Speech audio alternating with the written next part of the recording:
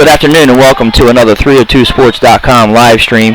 My name is Nick Halliday and I'm joined by Jason Winchell. How you doing tonight, Jay? I'm doing good. Good, and sorry we missed the opening kickoff, had a little bit of technical difficulties, but we are ready to go now. And as you can see, Friends deferred and gave the ball to St. E's on the opening kickoff.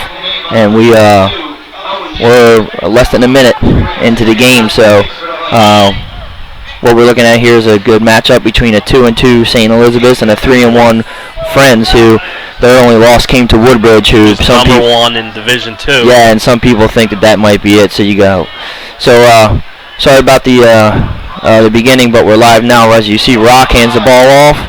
Looks like Cropper, and Cropper's going to be taken out of bounds.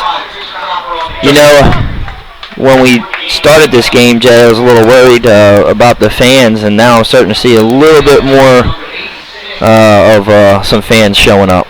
Yeah, I think the weather might keep some people at home, but this is a great game, and so I would brave the elements to come out and watch these two teams.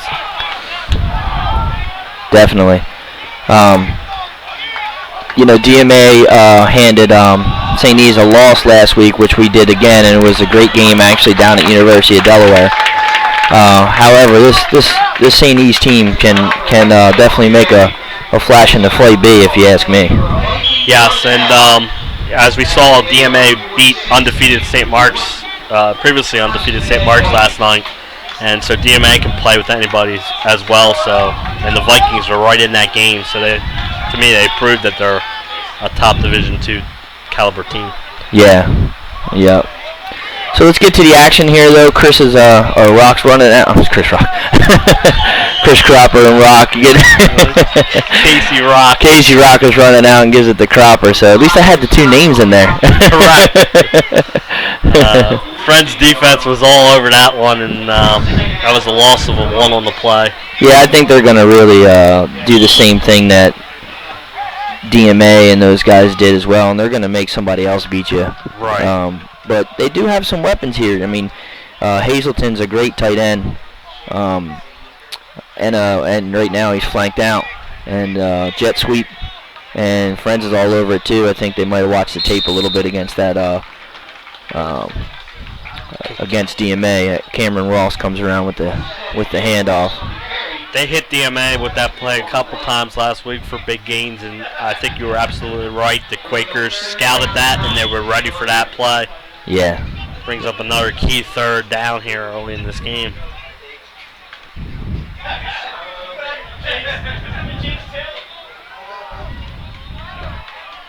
Looks like 5 receivers here. Yeah, spread out, rocking the shotgun. And looks like it might be a false start. Make it 3rd and 14 for the Vikings on their first possession of the game.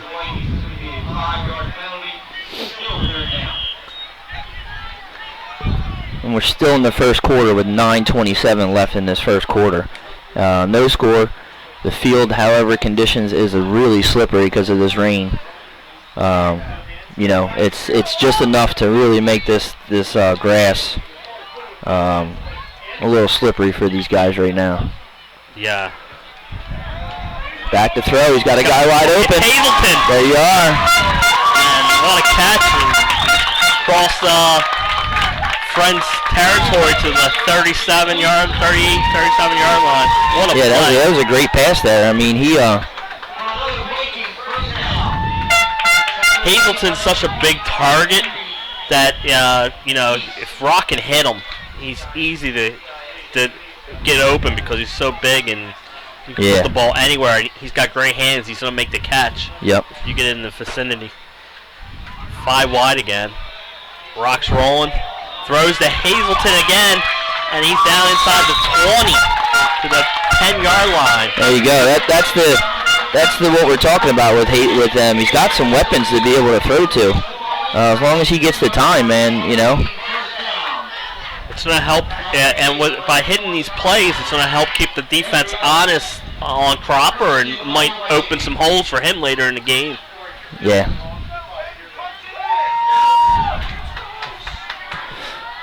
Looks like 5 wide receivers again.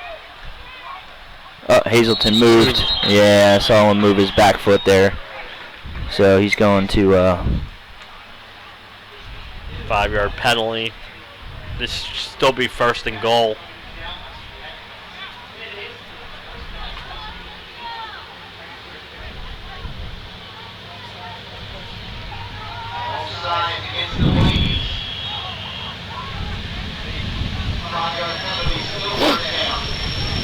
It looks like 1st and goal from right around the 15. Yeah. And this passing offense for them is working out pretty well right now. We're going to go wide again because you got Ross and Crop around here far left, empty set. Backfield rolls out to his right a little bit, comes back, throws over top. He's got a receiver. Oh, that's a tough catch there, though. And that was Ross. Ross almost pulled that one in, Nick, and that would have been a spectacular catch. Over the head. That would have been amazing, right? Yeah.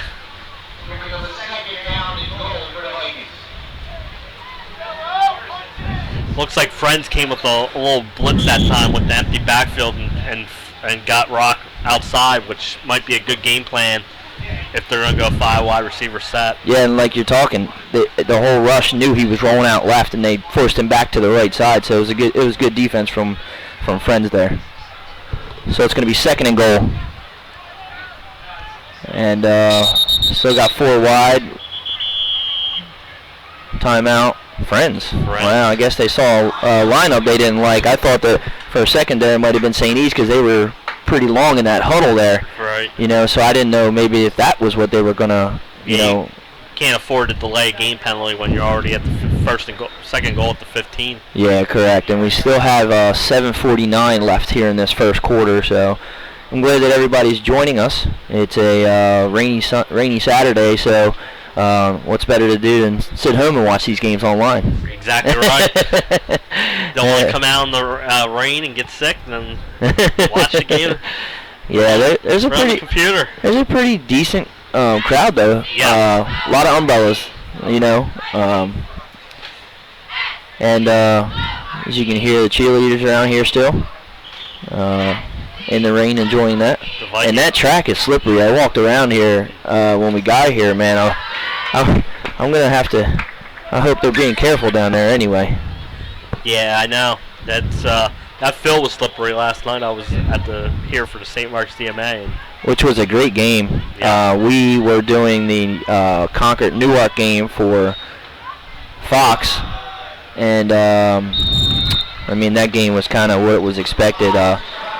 Both starting quarterbacks were gone for both teams, so they were playing with backups, and Concord just, you know, a little too much for Newark right now. But I'm thinking that, you know, Zender down there is going to get some kids to start coming back. You know, he's a Newcastle guy. I mean, a Newark guy himself. I apologize. So, you know, I hope he gets some kids down there again because they were one of the powerhouses back in the day, you know, and they said they might be the most winningest high school in Delaware. Right. And I agree with you. I think they will be back. Let's see who the flag's on.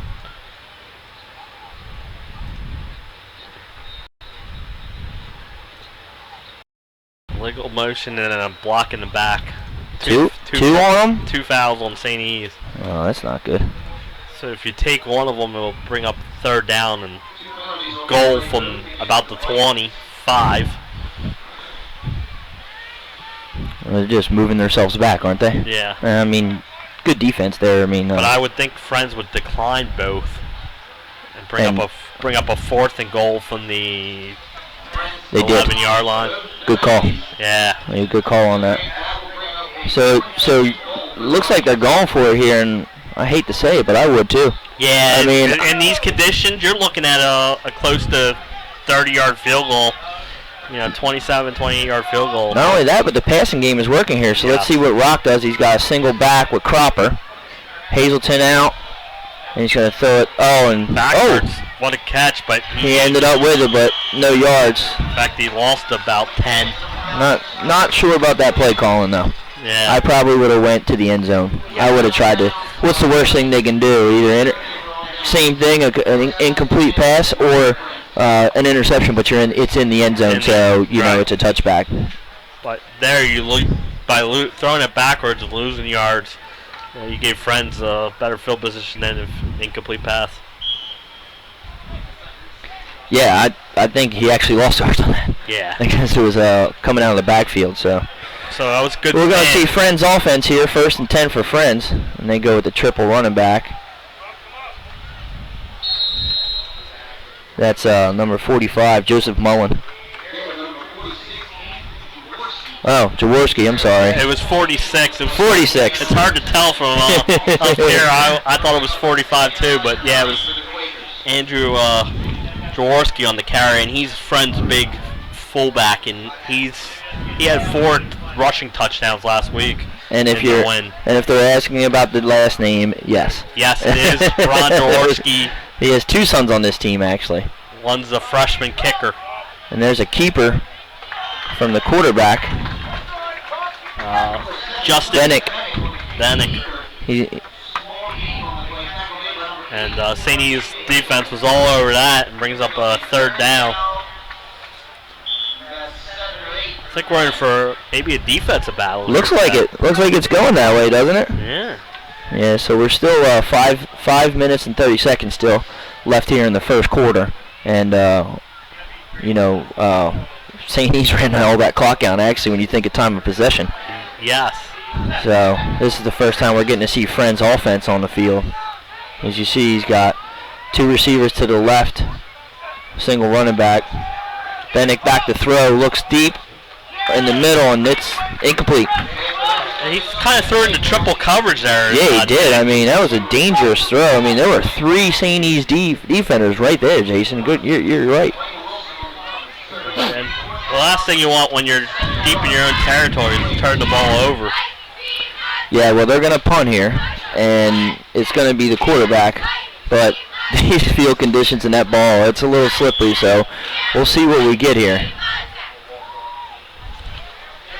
And looks like we got Ross back deep and there's the punt. Decent punt. Yeah, and Ross looks like he's going to fair catch it, which I would do that too. There's no way now or today that I would be taking any chances. Yeah. And that was a high hang time punt, so there really wasn't going to be any room for him to run. Get good field position.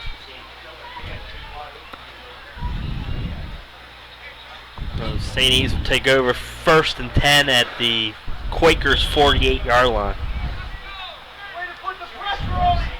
Here's Rock coming out from the sideline getting his play call.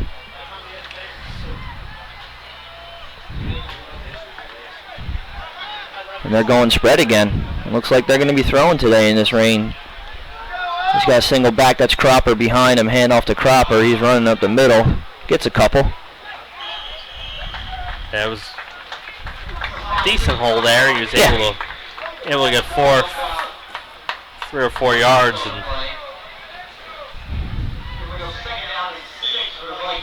Well, it's been a slow start, but I kind of figured it was going to be. Yeah, this weather will change game plans. Correct. And we haven't seen too much slipping, but we do know that it's a little slippery out there. Right. I mean, it doesn't look like they're making as hard of cuts as they used to. There's Cropper again up the middle. He gets a couple more. He's brought down.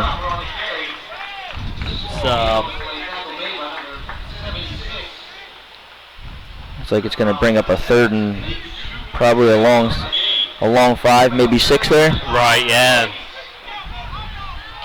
It's going to be a big play here, and I think if I was him, I would try and find Hazelton over the middle. That seems to be working earlier. Yeah, see if they come up to try to get Cropper here in that line. And they do. Hazelton is wide open, but he's not throwing it. It's Ross, and he's got Ross long. Kind of got hit when he threw it, and I think that might have affected the pass a little bit. Yeah, but I mean, if Ross would have turned and went when he did, I mean, I think that he could have went and got that. That was a good play by Rock to realize that as he was getting hit to make that throw. He did have a small window open there to Hazelton, but then the linebacker for The linebacker for Friends was right there too when I said he was open. But so looks like they're going to punt. It looks like the Quakers defense held strong. We'll see what we get here. Oh, that's a good punt actually. Nice pump by Rock. And it's rolling. It's going to go around about the 20, so yeah, that's a good punt. So Friends is going to take over here with 3:39 left in this first quarter. And like you said, Jay, I think we're getting a little bit of a defensive battle here considering the elements. Yes, and remember, they still got one more game on this field tonight. Yeah. When Smyrna comes up north and faces Division II championship. Howard, yeah. In the little Division I, Division II battle. Yeah, and we will be live streaming that as well. We're going to have a different crew with me for the second game, but Jason's going to go cover some other sports for us and get some other scores from around your Delaware High School. That was Jaworski. 7-yard gain. I'm surprised neither of them are playing the quarterback position. I agree. With that name, you would. Yeah, I mean, one of the greatest quarterbacks in Eagles history. You would. Bennick is a senior, but Bennick is a good quarterback. So maybe the younger one, Jacob, might play next year. Maybe he's their backup. So Friends again in the. I think that's gonna be a first down carry by Jaworski. And Jaworski looks like a fullback. I know, doesn't he? Yeah. He didn't get that from his dad. No, he doesn't have the quarterback body. We can tell that. And he takes 2 runs there and 11 yards and gets a first down for Friends. So it's going to be 1st and 10. With 2:43 left here in the first quarter, we have a 0-0 score. It looks like they're going to go back into their big package here. So pass play. Lofts it up and a little too far for the receiver. Again, well covered by Ross and Jordan Brown. They were both flanking their wide receiver there.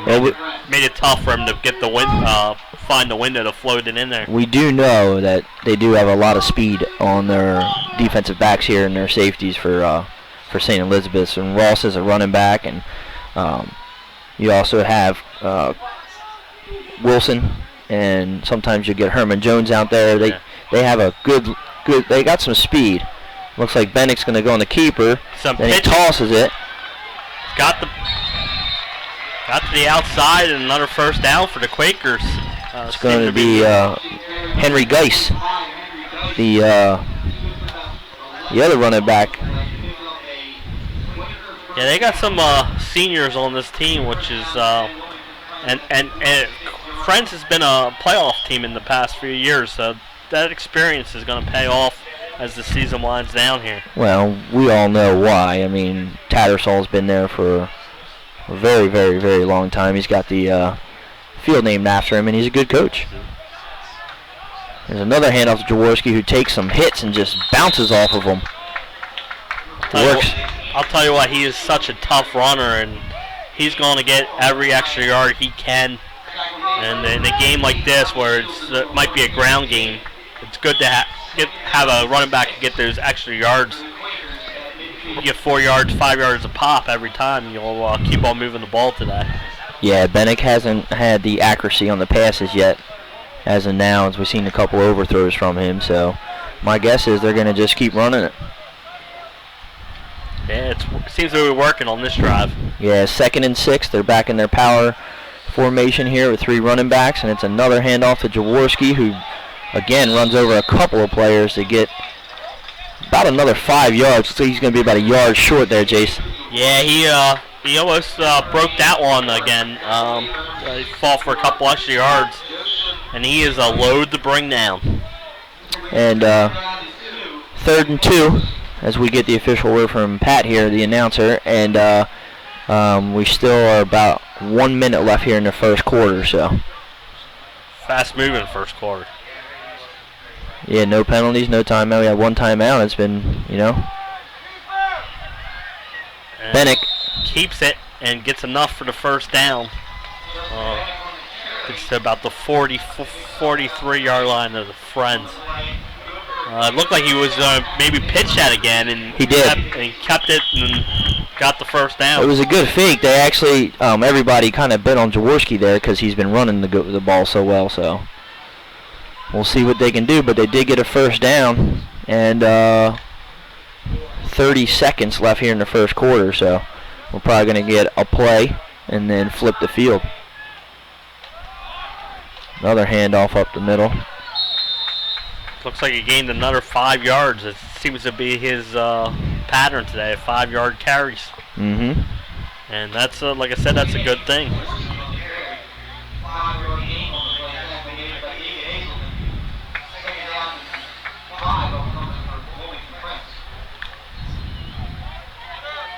And I think that will be the end of the quarter. First quarter. And so they won't have to move the ball too long from 140 to the other 40.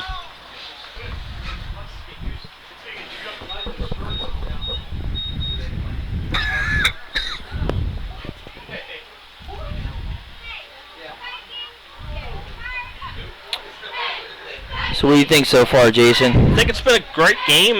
Both teams, I think that, like you said, I think the elements are coming into play, and I think both teams are just trying to get the offense going, and it could be one of these ones where a score or two might win it today.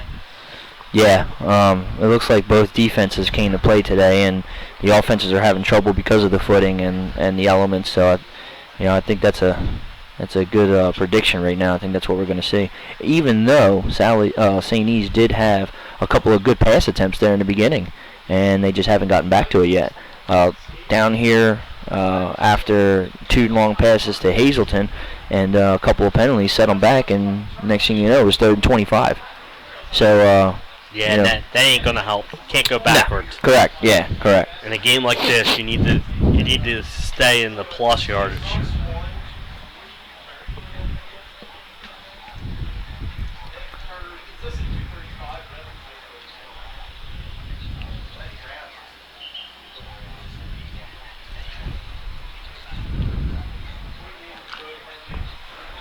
So Friends is coming out after breaking their huddle to start this second quarter. Nothing still in a rain-soaked field here at Baynard Stadium, but we do have a good crowd. So, and thanks for everybody online joining us as well. Yeah, going to see a great one. So this offense, I guess, it almost looks like a wing tee, but it's kind of more of a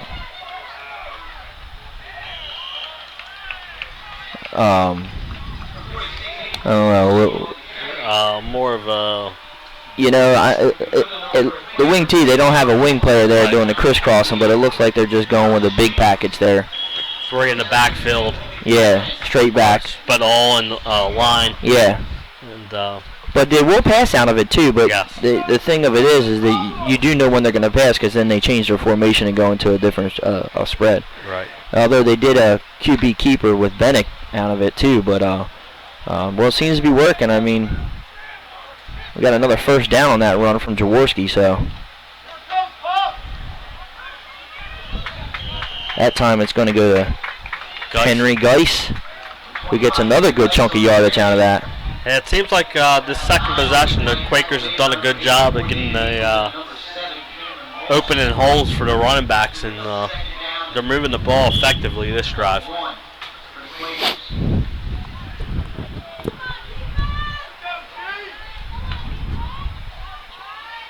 Second and short is always a good opportunity to throw a pass in there. Yeah, because you got that third down. Third down and short yardage if it fails. So. Well, it looks like they did have a guy going to the wide out, which would be Quentin Mickaby, but hand it off back to Geis. Another first down. Nice tackle by Ross there, but like you said, it's going to be another first down inside the 20. And this has been a great drive for the Quakers. And it's all been on the ground except for that one incomplete pass.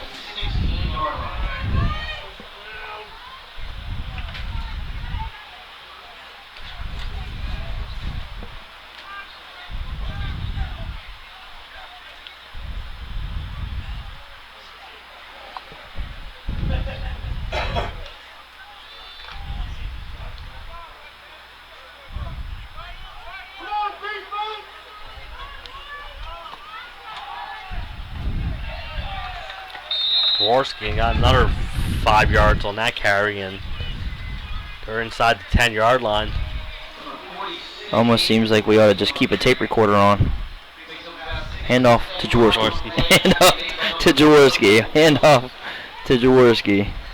I see why I had almost 200 yards rushing last game, because he will get his carries.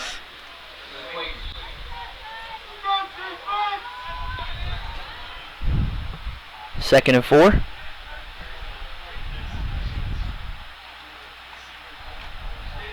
Another handoff. Keeper Bennick, and he's in.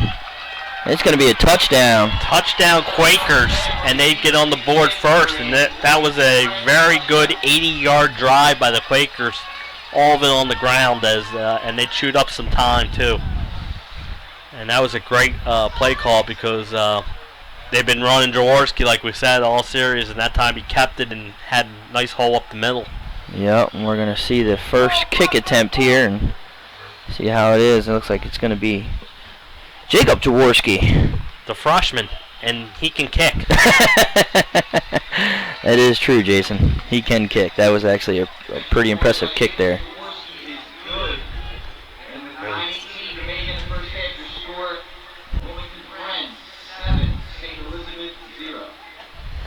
So the Quakers jump out to a quick 7-0 lead here early in the second quarter. And let's see if the Vikings can respond.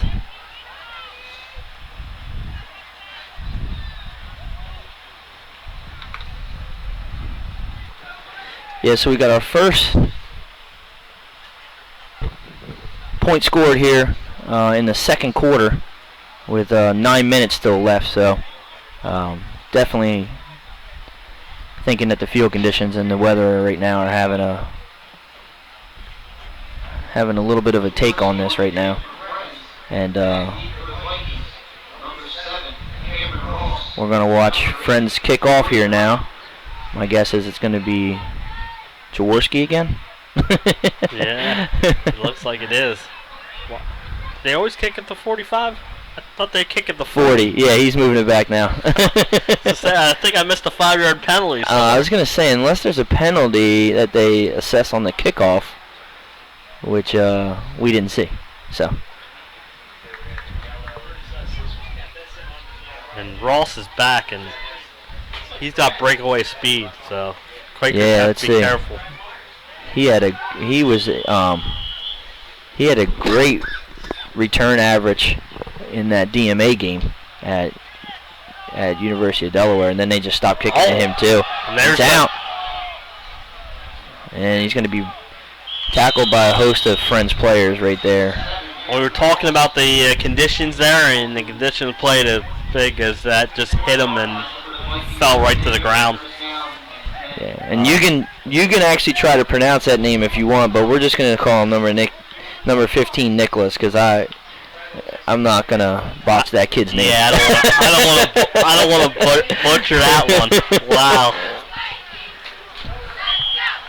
Needless to say, it's probably about 14 letters long, and neither of us are English majors, I guess, or pronunciation majors. Rock drops back. He's got it. Oh, good defense. What a play there. What a breakup by number 10. Quentin McCabe made a great play as Cropper was open there. And if he catches that ball, he's It's gone. a touchdown, yeah, last second. What good defensive play there, though. I mean, he made a great leap to block that ball out of the hands of Chris Cropper. So I like this offense by St. E's. Yeah. I mean, it just seems that Rock has been throwing a good ball today. Cropper got a big hole up the middle, bounces off of one defender, and is pushing the pile right now. I think he carried 4 defenders with him for another 3 yards. Yeah, and we know that he can. I think they have him listed here at 6'3", 210. But he seems he's a man child. Yeah, he's definitely built. Yeah, he's a great athlete. And he's only a junior. I know, that's scary. Scary. Wow, isn't it? So It's going to be third and about a long 3, maybe 4, and they're going to sweep to Cropper on the pitch out. He tries to turn it up, but he's not going to get the first down. It's going to be real close. But I think he's short.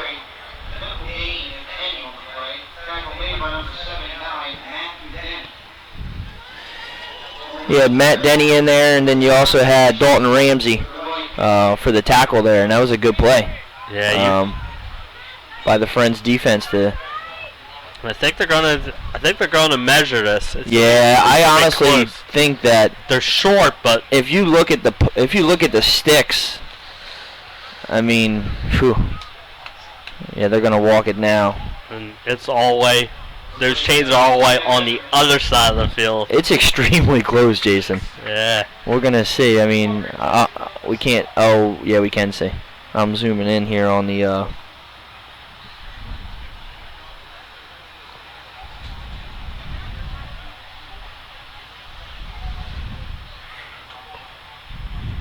I think it's going to be about a hair short. Yeah. Oh, I lied. It's kind of hard to see from the camera, but they're saying about 6 inches. Yeah.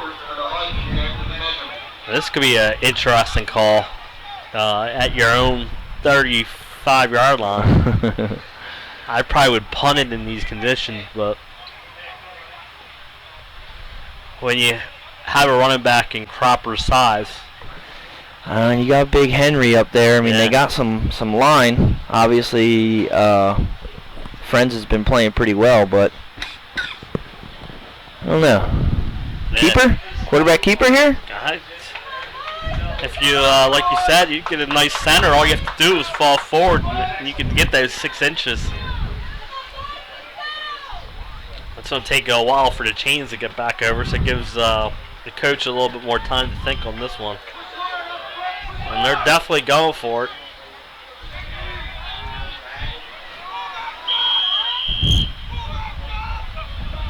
Here we go. Right up the middle, and it's going to get the first down and more. And that is was that Hazelton back there. Oh, wow. That was impressive, too. He carried a couple defenders and almost took that to the house. Why not use the size? Yeah. I mean, he's as big as Cropper. He's 6'4", 215. Yeah. Normal tight end. And he's just, as we saw with Sally's the other night, they moved their tight end back to running back, and he had an impressive game last night against Middletown. Yeah, so there's Hazelton, and Cropper's got a big hole. He's running, pushing people off. He's going to get about 14, maybe 15 of carrying that pile. That's going to be another first down for St. Elizabeth's. Yeah, that was an impressive run by Cropper. Yeah, he like you said, he is just on another level. He had a great hole to run through there too, so he's got to be happy about his blockers. Yeah, the Vikings do have a great offensive line, and that's what helps. And Cropper's the first to tell you that his offensive line springs a lot of holes for him to run.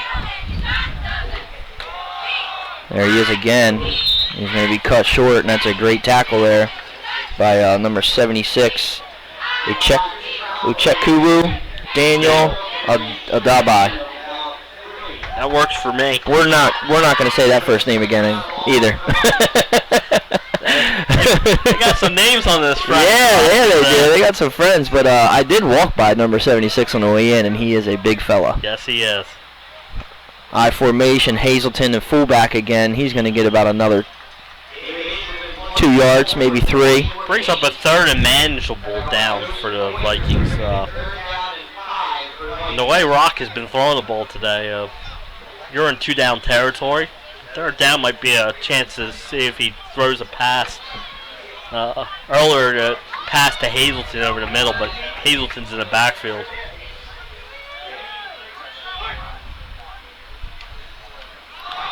Give off the Cropper. Oh, he's gone. He's up the middle. Touchdown. No one's going to get him. And Cropper's going to tie it. Well, 7-6, not tie this game up. But he's going to give them their first touchdown, and that was an impressive run right there. Yeah, once he got through the hole, like you said, no one's catching him, and what a great run there, and the Vikings answered with the drive of their own. Impressive drive, including a big 4th down run by David Hazelton Jr. to keep the drive going, and then Cropper took that one to the house. Yeah, not only that, Jason, but when he gets to those DBs, they're not really going to want to hit him head on. No.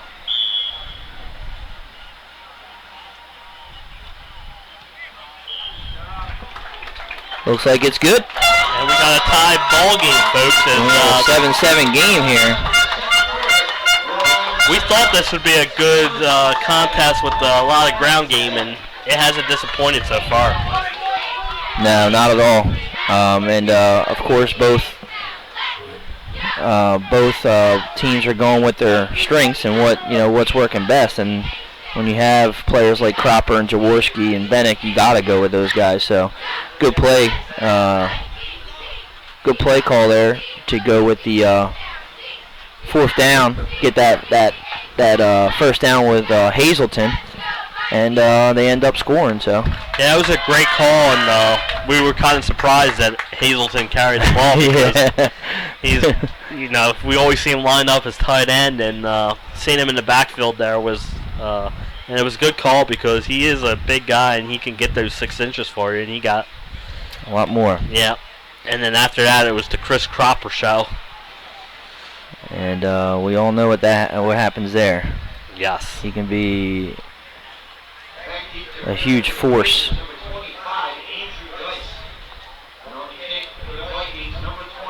For St. Elizabeth, that size, him and Hazleton in the backfield, And their offensive line is big, especially that Patrick Henry and. Yeah, and he's one of those guys that came over from ECA. Yeah. I mean, we talked about it last time. I was over a friend's house, and he walked in the door, and he had the duck coming in. Yeah. He's a big guy. And there's our kick. Looks like it's going to be a little short, and he's going to be met right there. Looks like it's going to be number 32. Peyton McNeil. On the return, and got to about the 30-yard line. I'll tell you, St. E's kicking game is great because we talked about it last week at the DMA. It looks like their kicker's number 20, Brian Millard, but he did a great job of keeping it away from Aline, who we talked about had a kick return last night. 100 yards. 100 yards. Yeah, you don't want to kick to that guy, man. He's a pretty impressive athlete. I mean, that ball landed right on the goal line, and he's still running down Broome Street somewhere.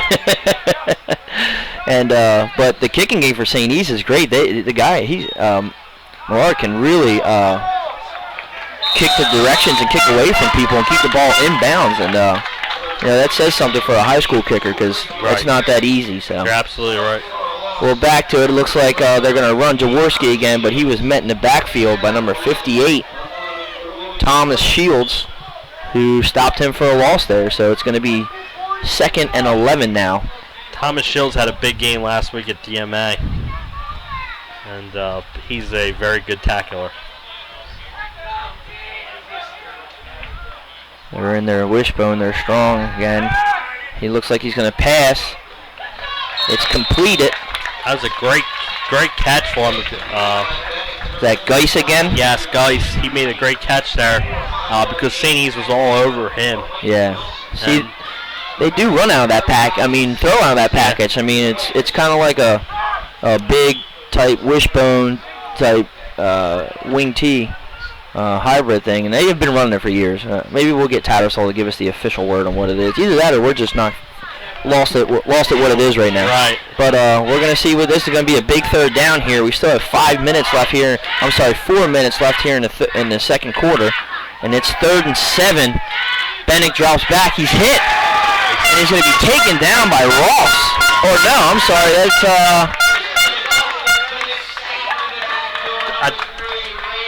I think it was. I'm Jones. sorry. You're right. It was. Hermaine Jones came on the blitz, and that was great. I think that was more of a coverage sack because he had a long time, and yeah, you're right. And he didn't have any open receivers, and he didn't want to make a pick, so I think he took the sack. So he's back to punt. It's a good punt, and Ross is going to have a chance to return this. He makes a couple moves, comes down the sideline up, and they're going to get a flag. I think that's going to be a block in the back. And they're going to get Henry on it, and that was a good return by Ross. I can actually look at it here on the replay. I'm going to see if Henry hits him in the back. I know he hit him on the shoulder. Yeah. And it wasn't even a hit. He kind of pushed him on the shoulder pads there. But either way, they're going to call the penalty on him, and he's going to lose a couple now. Right. If they see you close, they're going to err on the side of caution and call it. Yeah, that was a big third down stop, though, for them to get that sack and force Friends to punt. You know, and they still have 3:33 left here in the second quarter to make a push. And you know, the good thing is that they didn't want Friends to score going into the half because Friends gets the ball at the second half because they deferred. So right, and so that was why that was a big stop. Yeah. And the way Cropper ran last drive, we'll and see the way if they keep feeding it, and the way they passed earlier in the game, 3 minutes, they can get down the field in 3 minutes and 33 seconds.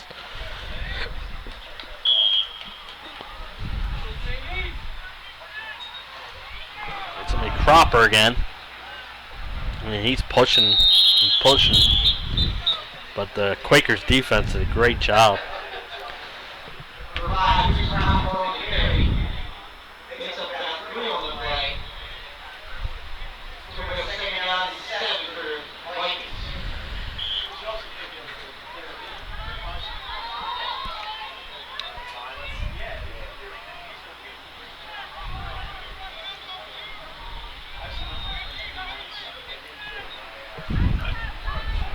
It's going to be 2nd and 8 here. They're going to hand off to Cropper again, but he's met in the backfield. That's at 76 again, Nick. Attaboy. Yeah, Attaboy. With the great Chuck Woot. And if I'm the Quakers, maybe I'm thinking about taking a timeout here.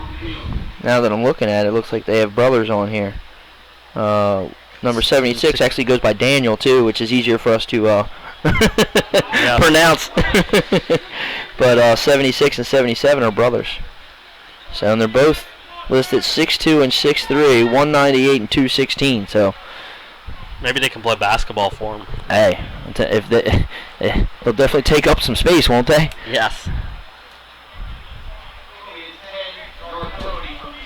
Oh, and another penalty on St. E's. They're just shooting themselves in the foot here again.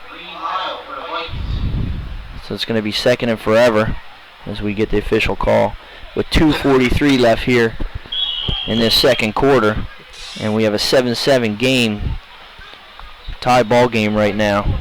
We'll see if St. E's can do something here before the half. They're going to go back into the I formation with Cropper. Fake the handoff to Cropper. He's going to be sacked. Did a full defense there. That's a Daniel Attaboy again. That's 2 stops in this drive for him, and it's going to be a 3rd and even longer, Jason. And the clock's running. There's still 2 minutes left in this quarter. You don't. And Friends has 2 timeouts. I was going to say, yeah, you don't want to give them the ball back if you don't have to.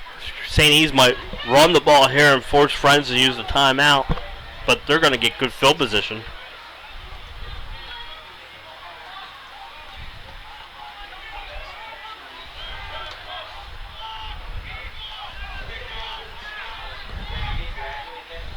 Rocks back in shotgun. Looks. Oh, and he's going to be sacked again. Man, who was that came flying in there? Looks like number 86. And he's not on our list, or is he on the back page? They got another one? No, didn't give it to us, so we apologize. However, he just made a great play. And smart timeout there by Tattersall. Saints going to have to punt from, looks like, their own end zone. Yeah. And talk about a Friends defense, making a great stop. And it's going to be like 4th and, I don't even think you can punt it to the first down sticks. It's like 4th and half a century. Yeah. It looks like here that they're going to stop the clock too with the timeout, so they're going to have 1:28 with one timeout. With one timeout. Well, when they get the ball back, if it's a fair catch, they'll probably run off about 3 or 4 seconds. But we're sitting at 128 right now in this first half, and still got a tie ball game at 7-7. I think it's officially 4th and about 37, I would say. It's 46, they said. 46. That's impossible. They only have to get to the 43 for yeah, you're right. down. I heard them saying it over there. I'm like, hold on. And Geis is back deep for Friends with Bennick, and they're not really giving him not a good kick. Oh! Luckily, it went right out of bounds. But they're going to get great field position now. Yeah. I don't even think they got that. They got it to the original line of scrimmage. On that kick? Yeah. I doubt it. I think I agree with you. So we did have a 7 seconds run off on that punt. So right now we're sitting at 1:21 left here in the second quarter of this rainy Saturday afternoon here live from Baynard Stadium. With the and see what Friends can do. Yeah, with the minute 31, they don't necessarily have to go past. Get a couple big runs to start. And he's going to drop back to pass. He's got a player wide open. And that's McCabe again, I believe. Quentin. It was a great play design there by Tattersall, and the wide receiver was wide open. And unlike the St. Mark's game last night where a guy caught the ball and didn't go out of bounds to stop the time, he did go out of bounds to stop the time. Yeah.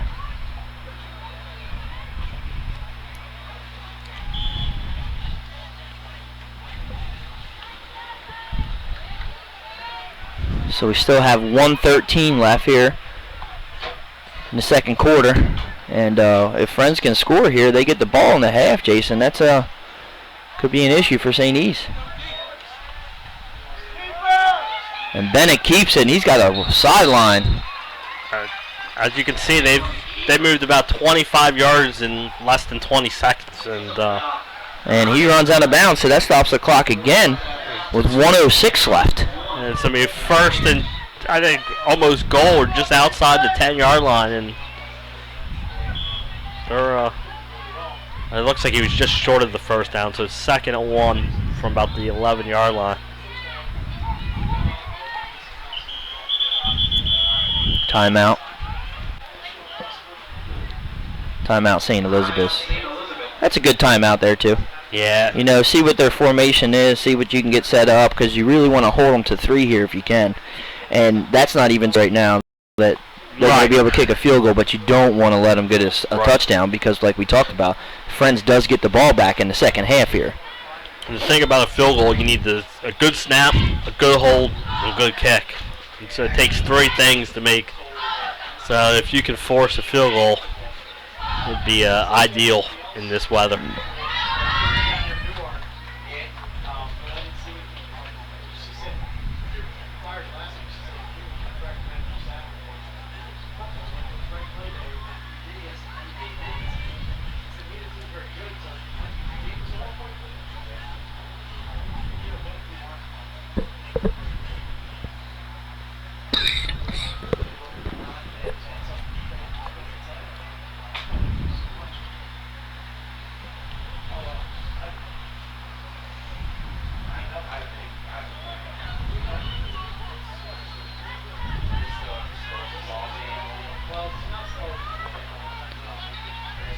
And after the timeout, it brings up 2nd and 1 from the 11.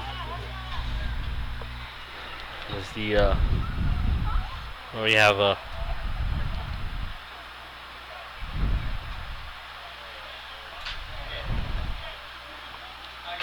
like an officials discussion. Yeah, looks like they were going to get something straight here, but like you said, Jason, it's going to be 2nd and 1. And they still are out there trying to figure something out.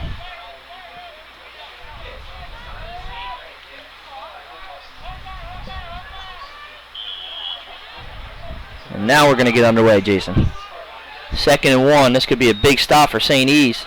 Hand off to Jaworski. Oh, and he gets the first. And it'll be 1st and goal But that'll keep the clock running unless they call a timeout. Well, it should stop. Stop where while they set move the the sticks. chains, but Yeah. But they won't even have to move the chains, so it will start again pretty soon. As soon as he gets set, like right now. So we're under a minute. We just went under a minute here. It's going to be a keeper by Bennick. And he's going to be brought down. Wow, really close to the goal line there. I think he's about inches short. Yeah. Looked like Hazelton was going to get him, but Bennett got out of that arm tackle. Shows you how strong he is. Yeah, correct. Because Hazelton's My guess is you're getting Jaworski right here. And he's going to be in for the touchdown. that was a good drive there, and they used the clock well by getting out of bounds a couple times, and they didn't even have to use their one remaining timeout. Nope. And actually, it's pretty good. Like you said, they did just enough clock. It's going to be 25 seconds left here on the kickoff here for Friends. And again, it's a great thing for Friends because they got the ball back, drove and scored, and then in the second half they get the kickoff They again. received the kickoff, and that's the good thing about the Vern sometimes. Low It's snap. not. Did he still get it off? I think he did. I think that's Wow, good. that's a pretty good kick there. I'll tell you what a job by that holder to get that down, because that was not a great snap. Like we said, Not at all. with these weather conditions, you need all three things to go right. And there they got away with the bad snap, and what a kick by Jaworski there. And I'll tell you what, Nick, he's got a pretty good leg for a freshman. He does. For a freshman, that's pretty impressive. Yeah, he can kick. There's no doubt in that. And like you said, they don't give St. E's much time, 25 seconds. Well, but they do have dangerous returners, and you read my mind. they do have a timeout. And the way Hazelton's throwing, Rock is throwing to Hazelton today, you never know. Looks like St. E's might send. Looks like Ross and Brown are back. And Jaworski's going to kick it off. Well, we said both brothers Jaworski's name a lot today. Yeah, you did. Yeah.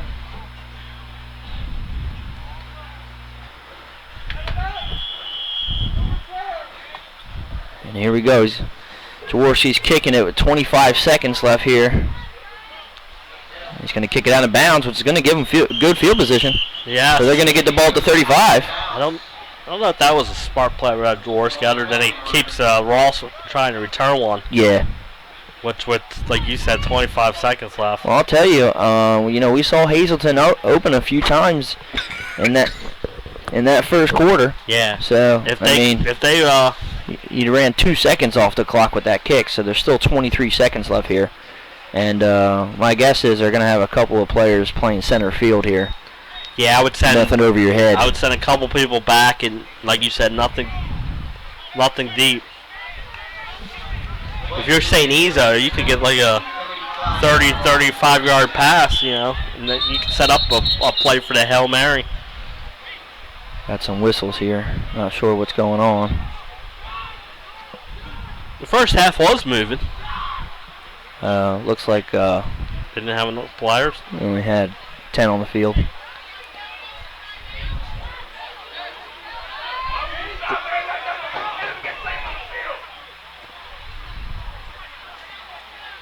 I kind of agree.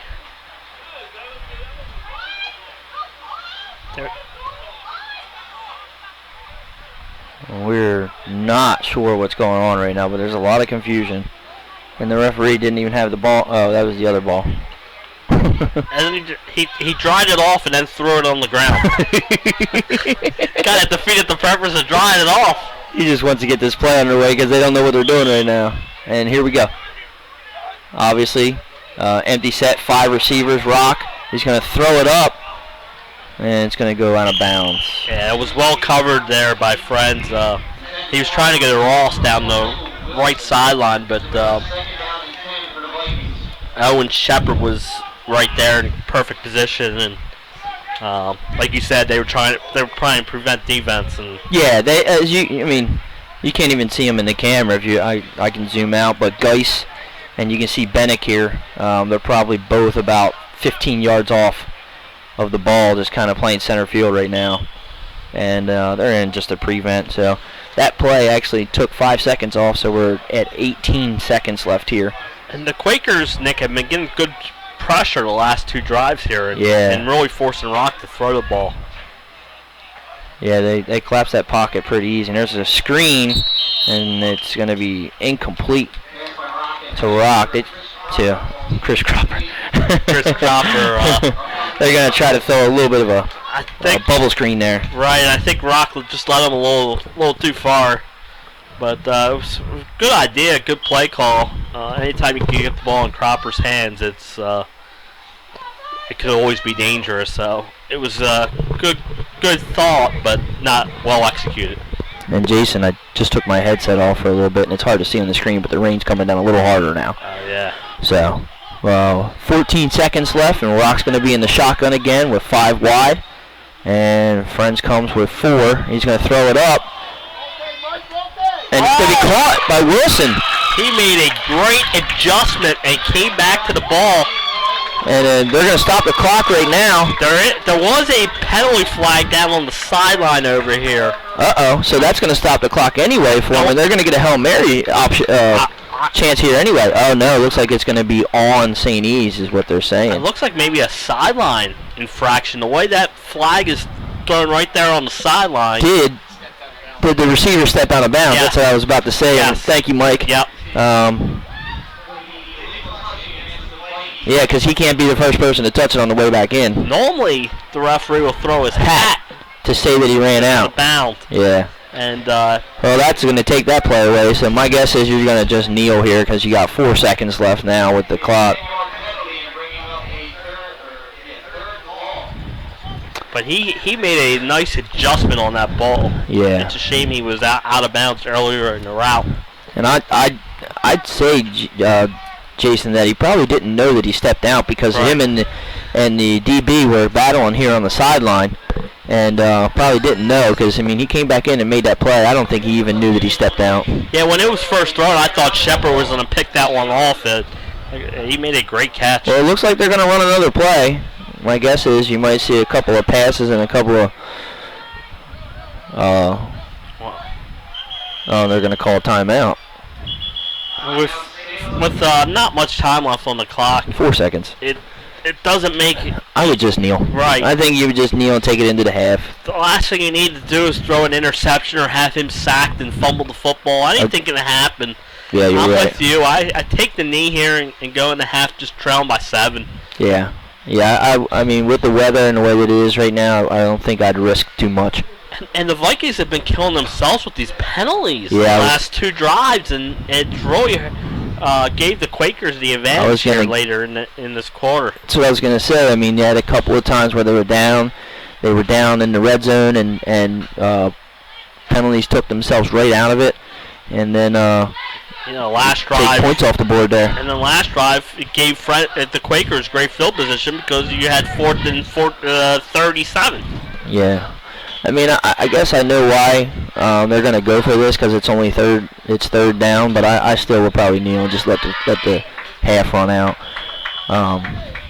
But as you see,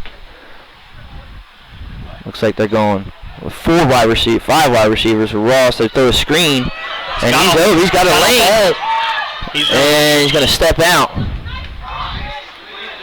So it's good for the stats, but still didn't know. It's the end of the half. Yeah, correct. Nah, he was close to the first down. Yeah, so let's talk about that, Jason. I was just gonna say, when we go into the half here, talk about our recap of the first half here, and like you said, it's the penalties I think that are making the difference for St. E's, and they've hurt themselves a lot. I mean, they've had third and longer than I've seen a lot of teams have for the first downs in this first half. They're running the ball with Cropper pretty well. Rock's throwing it pretty decent, but they are shooting themselves in the foot. Yes, and I'd say it's been a pretty even game, but those penalties, that first drive, it prevented them from scoring when they were inside the red zone, and then last drive, it gave the Quakers their second touchdown by giving them great field position. So, other than that, I think it's been pretty even first half. I've been impressed by both teams' running attack, and Casey Rock has had a great first half throwing the ball, but the one adjustment the Quakers did make was they started getting pressure on him later in this half, and that seemed to force a couple incompletions. Yeah. So what we're going to do is we're going to go turn the mics off here at half and take a break with the teams as well. So you're right, it has been a pretty even played half, but the penalties is what is making the difference to here with this score of 14-7. And on the opening kickoff here in the second quarter, Friends is going to get the ball back, so St. East is going to have to stop them and try to make sure they didn't go up by 2 scores. So well, thank you for everybody joining in. We're going to take a break. It's starting to come down a little harder here. And we'll be back for second half action between St. Elizabeth's and Wilmington Friends. And Friends has the edge right now, 14-7. And we'll see you after half.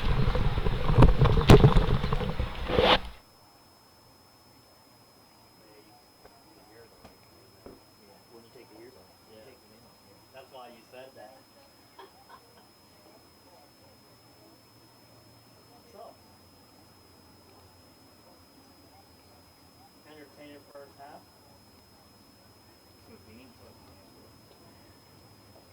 Shooting themselves in the foot. I've seen these, yeah. But it's refreshing to see them open the plate with them. Yes. I know, that's what I'm saying. Yeah. The last couple of weeks, it's just been on the prop. Everybody knew that I was They need to throw it a little bit more. Davidson's got such great hands, and he's sticking down when he catches the ball. He might be just as impressive an athlete as Prop. Yeah, I'd like to see him the new basketball coach. Basketball coach. Yeah. Yeah, man. He'll get them work. He'll get them playing. If they buy into what he's selling, he'll be really good. It's just going to be a little bit of culture shock from Yeah. radio to him. Yeah, it is. We're gonna have to practice. Yeah, exactly. God doesn't get Wilmington Charter 10 wins back to back. They won't be doing any shooting around. They'll be doing this stuff here. Hey, the last coach to leave Wilmington Charter won a championship. Haley, exactly. So it shows you. Track record. Yeah, it shows you that they might not have winning. They're probably gonna be 500 records at Charter, but when you go to a team that has talent, The thing about those kids being there the last 2 years, they work hard. they'll work there. That's They the work their thing. tails off. Kelly always said that to me. They're not very. He said they might not, athletes. right, but he said they'll, and anytime you have someone that works, Not many attitudes. yeah. Either. There might be one kid every now and then that you got to be struggling with. They're respectful. They listen to everything you tell them. Who's that? Kids Charter. Well, do they go Division II football and then Division I everything else, or are they Division? I just think they dropped out. They're in the conference with During DMA. that Diamond State, which is all Division II. Yeah. So I don't know. That's a big I mean, school. It's still a big right. school. So would it be fair, for them? I mean, I think it'll be fair. When you look at their athletic programs, DMA and Orangeburg. they're good. The sports that the Charter's good in, the rest of the conference is good in. Yeah. Like lacrosse, volleyball, soccer. So I don't think that's a big baseball. Yeah, they got decent baseball. Yeah, decent baseball team. Yeah. So you're back? You're coaching again?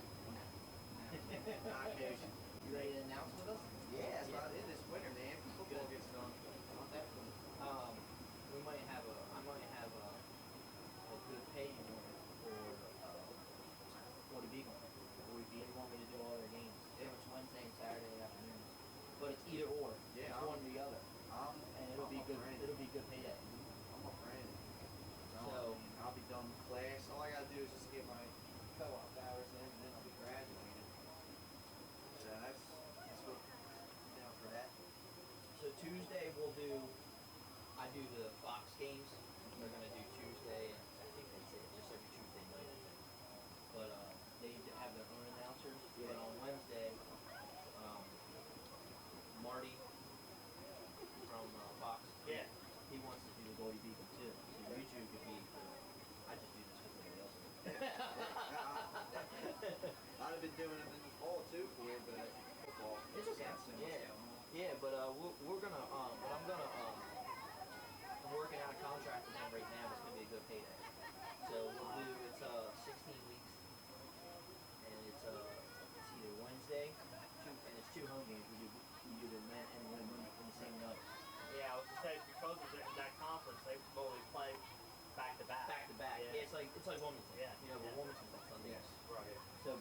Saturday, so you know we just won't do any high school on Saturday. I mean, I'm getting paid while I do high school. I'm for free. So what do you have high school? Do you have any teams this year?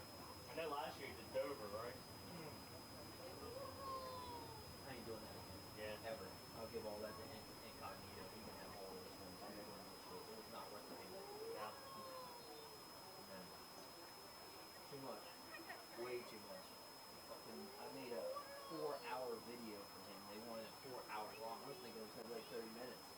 So we taped all 21 games, and you had to travel with them. You had to, I mean, it was way too much. Yeah. You have to pay me 10 grand And next time. I was gonna say 4-hour video. When I was at Sally's, we did a. He wanted. That's what I said. We did a I'm like, we did a 15 because we did the TV station in Sally's. Yeah, yes. So Gallagher said just go to the games, tape them, and I want a 15-minute tape at the senior, like at the The senior basketball banquet. Exactly. that's what I thought. And I want the last like 5 minutes on the seniors. And I love. All they do is you put it in Yep. rotation. Yeah, and it was. I love it was Coach awesome. Wilson, man, but when he's like, "No, this is what I want," I'm like, "Good God, dude, I'm gonna be here for." I said I'm gonna be here for years. Yeah, I had to put them on multiple DVDs because you only get 2 hours on each one. Oh my God. Oh yeah, it was not fun. I'll never do that again. No, but I have a lot of schools that I stream for. Yeah. So we do St. Mark's, we do St. E's. I do all their games. They want, not all of them, but they want me to come in on certain games. So. What, the basketball? Yeah, and then Mount Pleasant, Mount Pleasant. Sally's. Actually, Sally's might have their own crew this year, but Hart wants me to come in and help. So we'll Oh, really? see. Yeah, and they're They bigger got the games. kids studying that. Yeah. Yeah. WSAL, right? Yeah, WSAL. And that Sanford junior has their team? own too. Yeah. But Out of state or Concord. Sally's out of Indiana. Yeah, we do all the Concord ones. So we're gonna have a busy schedule. My downstate crew's gonna do a few basketball, but they're gonna do a lot of wrestling. Yeah. I don't get into that wrestling stuff. So. I'm not a big. I don't even know what I'm watching Yeah. that sport. No, My you do, cousins did it all the time, but I don't. I think Mike went and covered one for Dollar Digest, and he's like, what the? You don't know what you're It's like, what the hell is that? You want me to tell you something even weirder? Going there and taking photos. Oh yeah. It is awkward. When you're taking photos for wrestling, Yeah, I bet. and you see somebody have their hands in someone else's balls and his ass is hanging out. You're like, oh no! Delete that one. Huh? I know, that's what I'm saying, man. It's awkward. Believe me, it's awkward. Glare, I'm gonna have to take a little glare on that one. Pretty deep in it. Yeah, I'll tell you what, the portable bleachers make it look a lot better. Yeah. Yeah, I like them actually. St. Mark's pulled them up last night. Not bad. That's St. Mark's Sally's here again. Yes, this year it's here. We have that game. That's gonna be. Do you? Yeah, we have that game. How the Nice. hell are Yeah. they gonna? And DEL has it too, so that's the one where you might be very tight in here. There's gonna be more people. Nah, they standing won't let me back in here if than WDL's in here. We might have to do it all. Up top. Or out. See, good thing Coco likes me though. I'll let it get him up from one way in here and up there. Who? Coco. He's the announcer for Sally's. Oh, okay. Rick. The guy who sounds like Hart. He sounds just like him. I don't try to pronounce his last name Yeah. because it's like Koskowski or some Yeah. shit. So I call him Coco.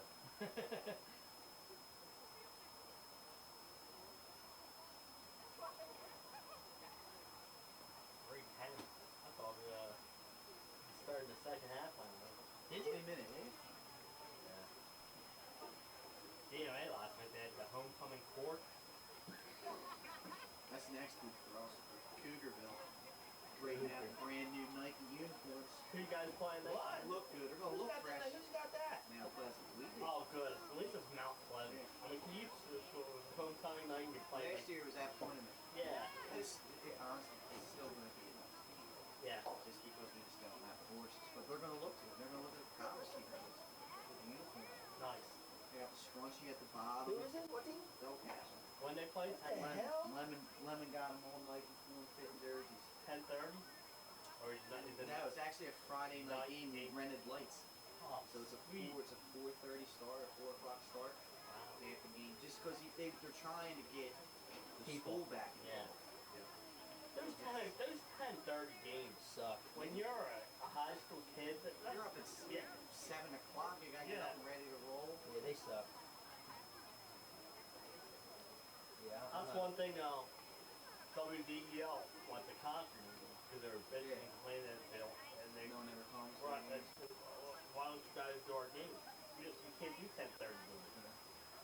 Well, that's our home field advantage because you know other teams like when Sally's comes there, Sally's used to playing all night games. Yep. So nobody's Saturday morning. 10:30 games suck. I hated it. Yeah. I hate them. So they're gonna lose the Del Castle Mount Pleasant game to a night game? Yeah. Just Shit. it's gonna be 4 Cool. o'clock. 4 o'clock. That's better By the time though. the second half comes around, it'll be dark. That's cool. Yeah. It'll be good for the kids. That's pretty neat. Be excited for it. Yeah. That's what I did. And you get your doors blown off every week. You got to come up with something. Amir, he's he's at a juke. I can't remember what it's called. National. If you put him on a Middletown or Smyrna or one of them classes, you'd have really saw it. Kind of song he was all the bad. He's simulated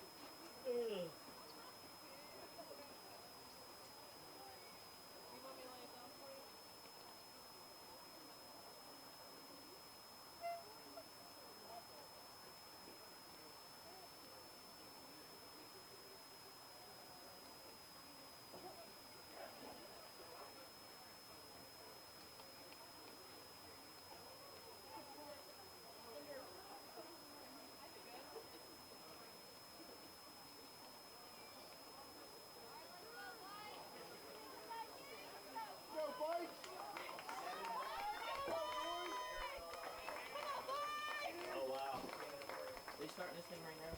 I don't know. I think you got 5. I wonder if they're not warming up or anything. They might not be allowed. No, they're going up. Yeah, get this thing started. That's cool. Normally they warm up. I don't think they're letting people. Probably because of the field. Yeah.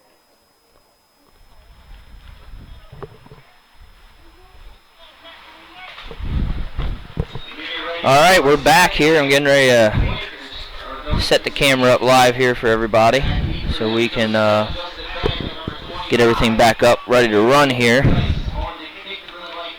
And if you're just joining us, we appreciate you tuning in, but it's 14-7. Friends is leading, and they are going to get the ball back here on the kickoff. So we're back for a second half action, and we're about to get underway. There's a kick short again. I think his knee was down. So yeah. It was Hayden McNeil who caught the ball, but his knee was down when he caught the ball, so he is marked down right there where he caught it.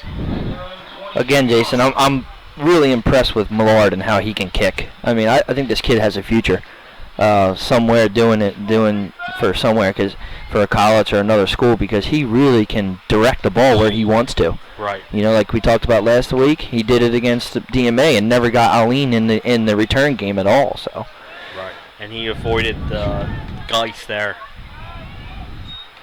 It's going to be another handoff, and Jaworski is just running through the defense, and he's started off right back where he left off. Yeah.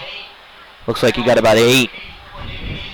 And with as much rain as we got, and it's coming down hard now. Yeah. That now it's going to be a ground game where you're not going to want to turn the ball over. Yeah, and I'll tell you really can't see the rain in the camera, Jason, but it's starting to come down a little harder. He's going to have 2 wide outs. Bennett back under center. Looks like it's going to be another handoff, and it's stopped at the line of scrimmage there by Hazelton Jr. Yeah. And he had a couple other guys left him, but Hazelton made the initial stop. And they couldn't get the first down on 2nd and 1, so. Looks like they gave him, I guess, forward progress back to the line of scrimmage, but it looked like he lost a couple to me. Yeah. At least a yard. At least a yard. But they're going to go 3rd and 1 here, so this is going to be a big stop for St. E's. They'll get good field position out of this if they can stop him. Yes. He's got the same formation, 2 behind him. Bennett under center. He's changing in play. And it looks like St. Lee's is bringing the house.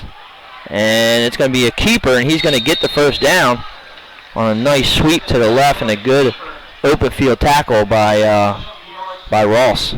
Yeah, that was a great audible there, Nick. He saw that the St. E's was bogging the middle. Yep. Ready for Jaworski, and he took it and went to the outside and was able to get the first down.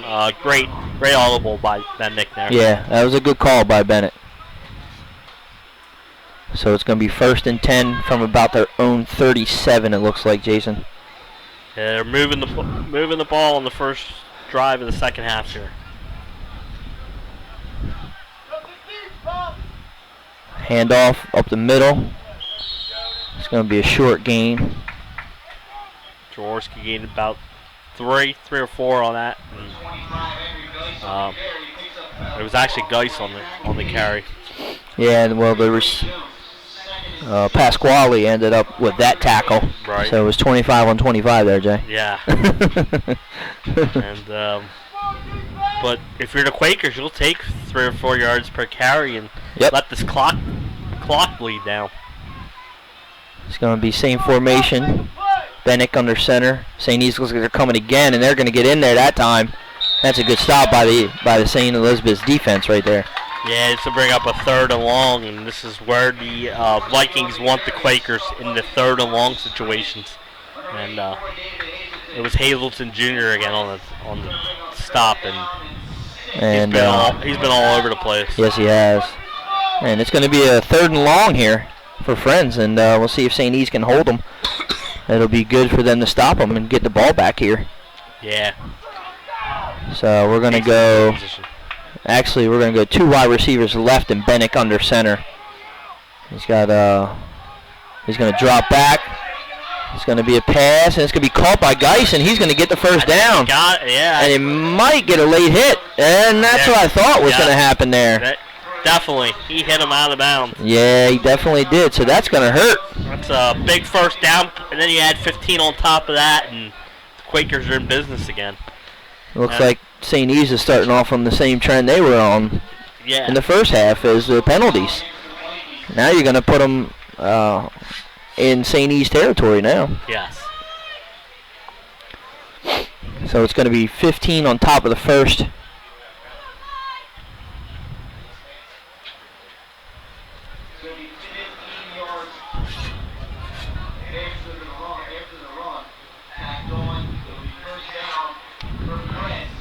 They're at the St. E's 35, so that's with the 10-yard pass and the 15-yard penalty, that's a 25-yard play. Yep. It's going to give momentum right back to Friends here in the second half. It's going to be another handoff, and he's going to be stopped for maybe a yard there. Yeah. They're doing a pretty good job of containing Jaworski so far in this second half.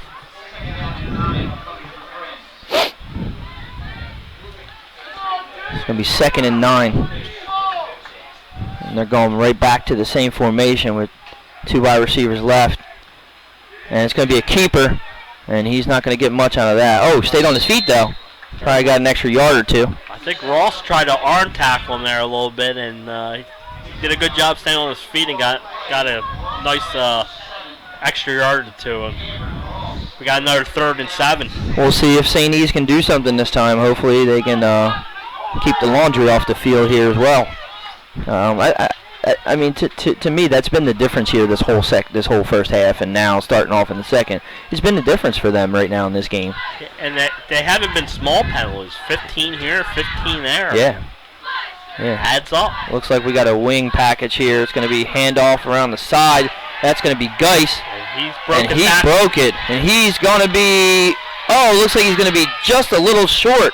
I think he's going to be down at the 1 yard line. He was trying to reach that ball across, but just couldn't get there. What an impressive run by Henry Geis right there for Friends. And again, he breaks that St. E's defense down, and they couldn't stop him again on 3rd and long. So it's going to be 1st and goal for Friends on the 1. That was a great play call. It was kind of like an inside handoff, and once he hit the hole, he was... Yeah, it was a nice misdirection play, and it had St. E's fooled. So we're going to go back to their strong package here. Kind of their wishbone. And he's going to hand it off to Jaworski, and he's going to plow right through.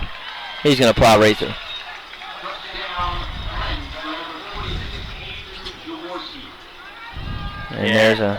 Yeah, it was a great opening drive there by the Quakers, aided by a Vikings penalty, and they took advantage like good teams do. Yep. And it's going to be 6, so it's 6:53 left here in the 3rd quarter. And Friends is going to go up, and kick's still good. They're going to go up 21-7. And the Vikings are in a little of a hole here, and they got no one to blame but themselves. And correct. They'll have to try and get their offense moving on this drive here. This is a very important drive. Yeah, they need to definitely get something on the board here. If not, you're gonna give the ball back into Friends' hands, and quite honestly, with the field conditions and the way it's been, and the way the offense of Friends has been, it's going to be tough to come back from any more than these 2 touchdowns. So they need to have a good, impressive drive here and get something on the board. Yeah, they definitely need at least a good drive. Some of their fans are saying they need to hit somebody. Yeah. Well, that's what this game's for, right? Exactly right. That's the object of the game.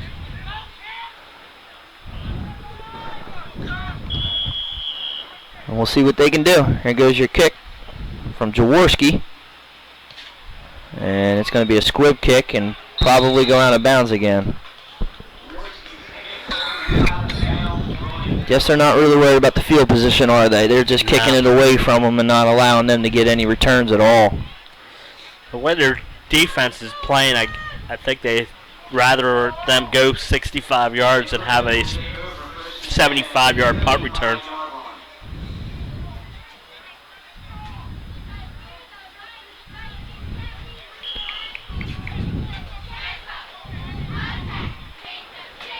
Well, see what St. E's can do here. They're going to go 1st and 10 from their own 35.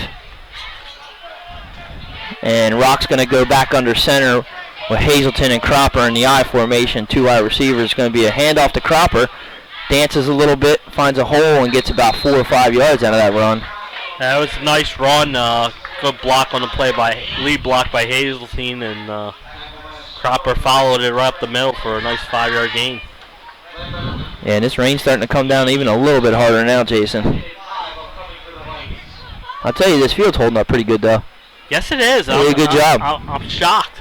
It's going to get a lot of work on it later with that Smyrna team coming up here to play later.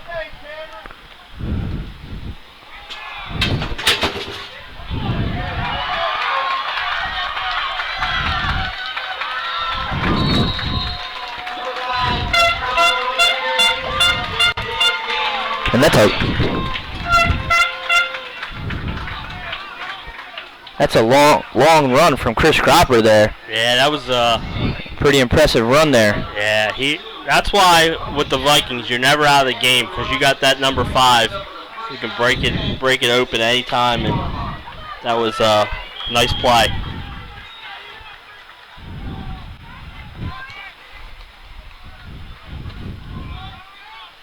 Beautiful. 1st and 10, Cropper gets the ball again, and he's going to break a couple. He looks like a man on a mission right now, doesn't he? Yeah, with this weather, it's a good game plan. Just give the ball to Chris Cropper. And that's a good answer for them. I mean, they needed that, and I think he broke off probably about a 60-yard run there. Yeah, it should be about 2nd and 7. And they're at the 14-yard line, so they're in good position here. Yeah, they can get another first down before they get to the goal line, too. So,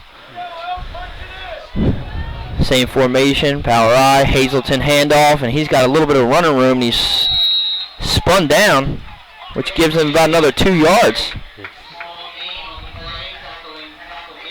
Yeah, that was Hazelton's a tough guy to bring down, and he by swinging him, you gave him an extra couple yards there. Yeah, especially with that 6'4" frame. Yes. He's going to get a couple extra, you know. This brings up a huge 3rd down for the Vikings. Yeah, they need to convert them. This is 4-down territory, though. Absolutely. No doubt in that. So they're going to go same formation, I formation, Hazelton, Cropper. Sends a player in motion. It's going to be handoff to Cropper. Nice spin move. Wow, he's going to get it. He's carrying the pile. That's a big run there by Cropper. What a spin move he put on that guy. St. E's looked like his friends looked like they were there in the backfield, man, and Cropper just made a great move.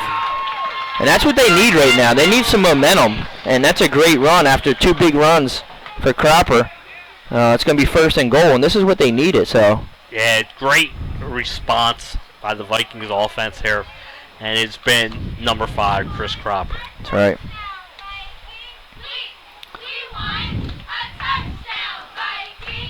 And the Vikings cheerleaders won a touchdown. It's going to be the same formation. I formation. Handoff goes to Cropper, and he's got a hole. And he's going to be really close to that touchdown, to the goal line. I think he's like at the 1-inch line. Yeah. Again, he's really close though. And, I mean, you got to think that they're going to punch this in here. So this is going to be a good answer for them after that score. So if they could have, the penalties in the end of that second half, if they could have kept the ball and the momentum, they would have kept Friends off the board before the half, and they right now would be a tie football game, and that's where your penalties hurt you. Same formation, Rock leans in. And I think he's... And it's official. He's going to get the touchdown. Yeah, that's a good play call there. You only need an inch. You got a quarterback just leaning it right over the center. That's right. And what an answer there by St. E's. Yeah, that's what they needed. No penalties. Run the ball with Cropper. Mix it up a little bit. They did a great job of answering back after that. So, I mean, again, it's been an evenly played game. The difference has been the penalties. And that's what happened to them at the end of the second half there. Right. Absolutely. And that's why they're down a touchdown. Yeah. So the kick's good. And the Vikings answered right back. And that was an impressive drive, like Nick said. That went 65 yards after the kick out of bounds, and it was a good answer. And that was a good quarter for them. Good answer for them right after Friends did. And there's still 3:14 left here in the third quarter. So we got a pretty good game here on our hands now. And we knew that from the beginning, considering the elements. The rain is still coming down pretty good. No wind though, which is a blessing. Yeah, that's always a good thing. Especially for our equipment. Yeah.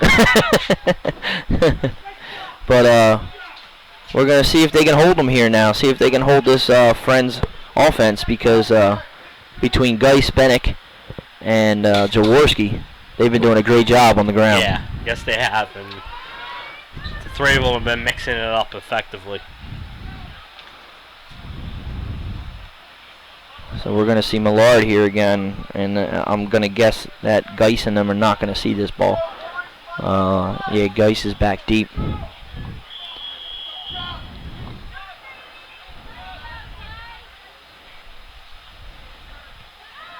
It's another good kick. Ooh, he's hit, stays on his feet, and Cropper actually comes in with the tackle. Yeah, great tackle there by Cropper. It looks like he stopped him before he could get any momentum going. And, I just noticed that Cropper's not playing defense. No, I haven't seen him out there, and normally he's a good linebacker. I was going to say, I mean, if he's in the next level, is he going to be a running back at 6'4"? Not sure. But I'll tell you what, he could get picked up as a middle or outside linebacker, weak side, because he's got speed. I agree. He could play that at the next level. I'm wondering if the weather conditions are forcing him not to play both ways today. Yeah, so it's going to be another handoff or a keeper by Bennick. And that play's been working out really good for them. Bennick's got a lot of rushing yards today. Yeah, and I think it's all set up by Jaworski. The Vikings are trying to prevent that run up the middle, and you can fake it and get to the outside for 4 or 5 yards. It's a good play. And, and it has worked all game long. So it's going to be about 2nd and 7, long 6 for Friends. And Friends is leading 21-14 here in the third quarter with 2:30 left in this quarter. St. E's is coming up to the line with everybody. Let's see if they do it. It's going to be a misdirection to Geis. And he's going to get a couple. Yeah, that was a good stop there by Ross. Came in and hit Geis and stopped him about 4 or 5 yards short of the first down. This is a big third down play again for Friends, who converted on 2 of them last drive, Nick. And if you're a Vikings, you want to avoid the penalty on this play. Yeah, another big third down. Let's see what they can do. And it's going to be one wide out. Bennick's back, but he's got a rusher in his face. And I think Cropper called it on the sidelines for the Vikings. And I think Friends was actually looking for a rough in the passer, because the St. E's rusher was in there pretty good in his face, and he calls him to make that bad throw. And that was a good rush. It looks like it was Logan Benetto. And am I reading this right? He's a freshman? Yeah. 6 foot 215, and there's your punt. And it's going to give St. E's good field position. Absolutely. They're going to take over on their own 37. Yeah, that was a great stand by their defense on that third down play. And what was the key there, too, Jason? No penalties. That's what they needed. That's what they needed. They needed to get off the field, especially the way their offense moved the ball last series. Get them back on the field as soon as you can. And look, St. E's is coming out ready to play. They're already lined up, got their play called, and they're going right back to the same formation with Hazelton and Cropper in the I formation behind Rock. Handoff goes to Cropper. He's got a hole. He's got some field here. He gets around defender. He's still on his feet with another good spin move.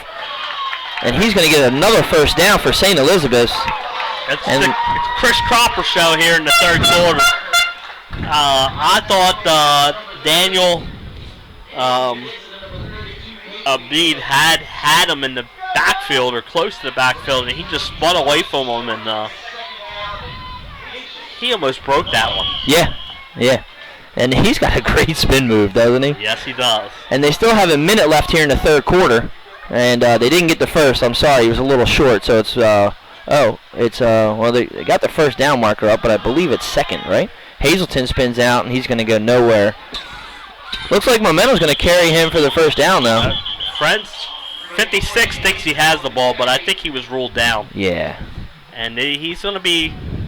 It was second in inches, and I think he's short. I think it's going to be third in inches.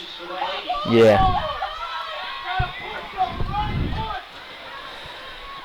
Yeah, it's going to be third and inches here. The clock's still running. 20 seconds left in this third quarter. We got a decent game, don't we? Yes, we do. Yeah. 2 weeks in a row, the Vikings 2 weeks, yeah. have put on a show for us. And this one's going to be interesting. I got 8 seconds left. Let's see if they get it off for the quarter. I don't even know if they're looking at the clock. But Rock's going to keep it, and he's definitely going to get the first down. Where do you see a quarterback sneak up the middle, gain 5 yards like that? That was pretty impressive. You run behind the big guys there. You got big number 54, big number 64, and they got some size right there. Henry is listed as 6'4", 265, and Kindlebader is listed as 6'2", 231, and he's just a sophomore. So yeah, they got some size there.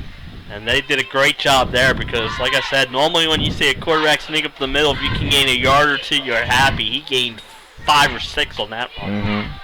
So that's going to take us into the third quarter. And both teams scored in that quarter, and it's a 21-14 lead for Wilmington Friends here, live from Baynard Stadium on a rainy Saturday afternoon.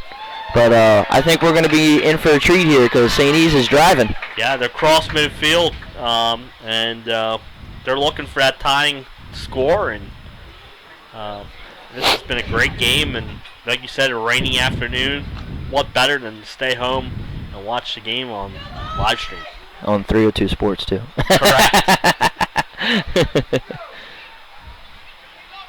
Yeah, but this is why we do it. These are the games that you like to do it for, so.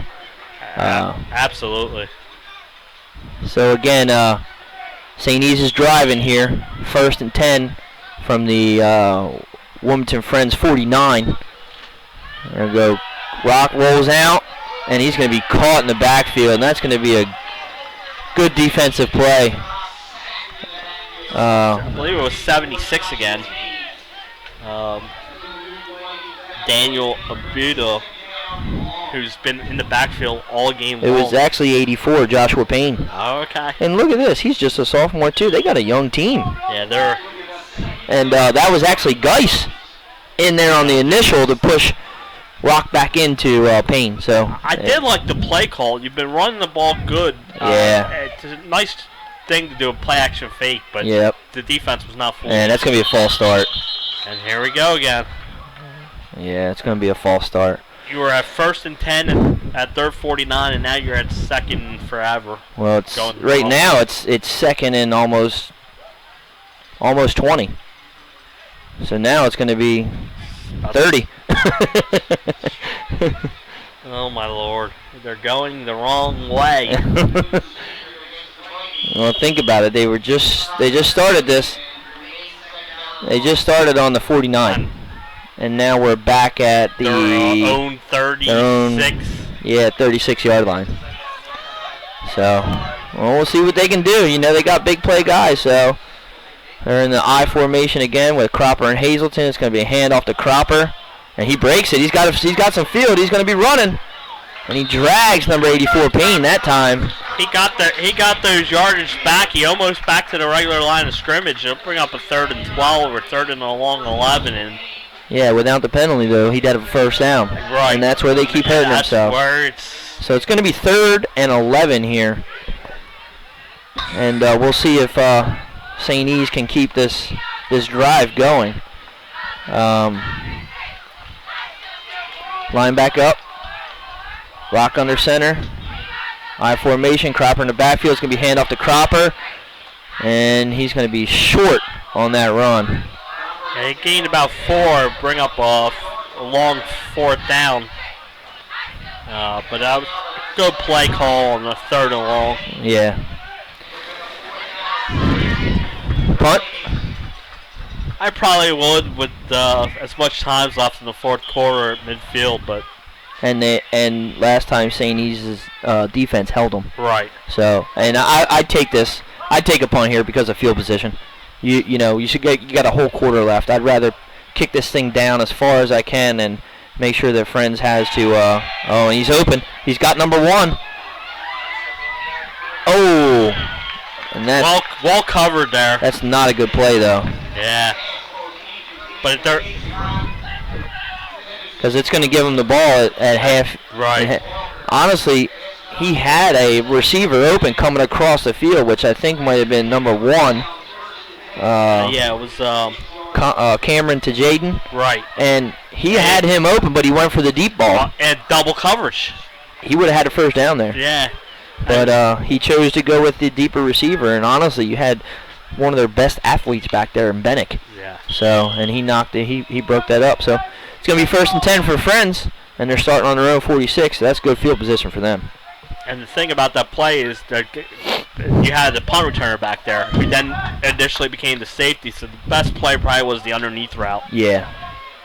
Yeah, I'm not sure Rock saw it, obviously, but I think he had a better play if he would have went that route. So Friends is in the wing tee. It's going to be a pass and overthrown. Ooh, that was almost picked off by number 4, Wilson. Michael Wilson. Yeah. Who looked like he wanted to go for the hit, and he almost got that ball. So Vikings defense, they need to pick up their offense here on this drive. Yeah.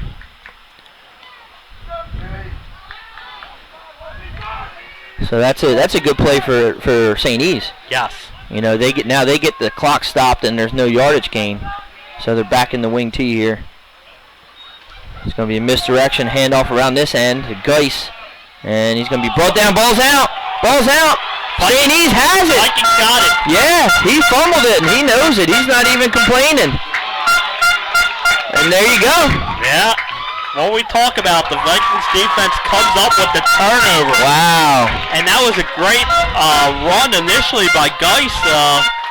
And he just, a couple Friends guys were pointing like he was down, but I thought that ball was out. I just watched the replay. It was out, and Wilson comes up with that fumble.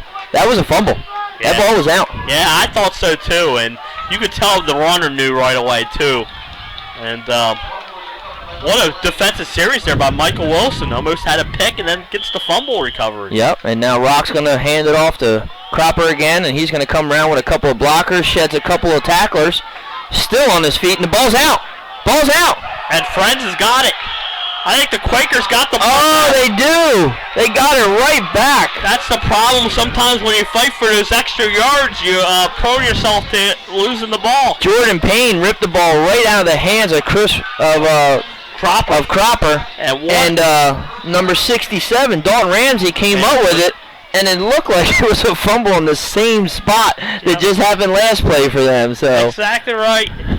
And it's Cropper was fighting for the extra yards. He got the ball ripped out, and what a play there. And I think Quakers take over at the 47. The St. E's is what they were right when they fumbled the football. Yeah. This game can be fun, can it? Yes. They're back in with their strong package. Bring both their tight ends in. Bennick under center, handoff to Jaworski, and he's going to get a couple. Yeah. Probably going to be the Quakers' game plan now is to get the ball to Jaworski and let him get 3 or 4 yards per You can't. run. I mean, you want to get a cushion. You want to go up by 2, but there's still 8 minutes and 40 seconds left here in this fourth quarter, so they're not going to be able to run the clock out. But St. E's wants to stop them because they don't want them to go up by 2 possessions. Absolutely. This is a big drive of the game. And like you said, the Quakers want to try and take some time off, but they also want that insurance. Jaworski up the middle. He's got a big hole. He's going to get to the DBs, and he's going to be brought down by Wilson. That's going to be after a first down. Yeah, that was a big, huge hole right there, and it was actually a great play by Wilson because he's given up some size to Jaworski, and he's stuck his head in there and made a good open field tackle. Yeah, so I can look at a lot of players now for St. E's, and they're walking around. This game's not over, and I think that fumble kind of took the wind out of their sails. Yeah, because they were up. They were fired up after getting that turnover. But if you can hold them here, I mean, the field goal situations aren't the best. So you want to hold them here. You don't want them to score a touchdown, and they're coming up. St. E's is bringing everybody, and Jaworski still gets a couple out of that. Yeah, it was a good run there by Jaworski. Gained about 4 yards on the play, and looks like Friends is going to run up the middle until St. E's stops it. Still have 7 minutes and 20 seconds left in the fourth quarter. Yeah, and plenty of time left for the Vikings if they can get a stop here. You don't want to go down 14. No. It's going to be 2nd and 6. Bennick back to Jaworski. He's got a hole. It's going to be right there. It's going to be close to the first down, depending on the spot. Probably about inch, maybe a whole yard short. Yeah, it looks like he's going to be about a foot short. So it'll be maybe a yard. This will be definitely 2 down territory to get a half a yard. Yeah. St. E's has got to stop him here, though. Yeah, they need to stop.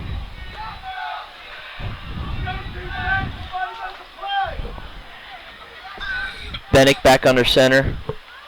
Jaworski, and he's met by Hazelton in the backfield. What a play there by Hazelton Jr. He's going to be short. And that's going to bring up a huge 4th down. Yeah, Bennick. Hazelton just came through the line there and got right in on that one. Yeah, he read that play. He knew it was going to be Jaworski running the ball, and he met him in the backfield, and that was a great stop. And it's a big 4th down play here, and I'm sure if Quakers are looking probably same thing again. That wouldn't surprise me if maybe a fake to Jaworski and Bennick taking on the outside.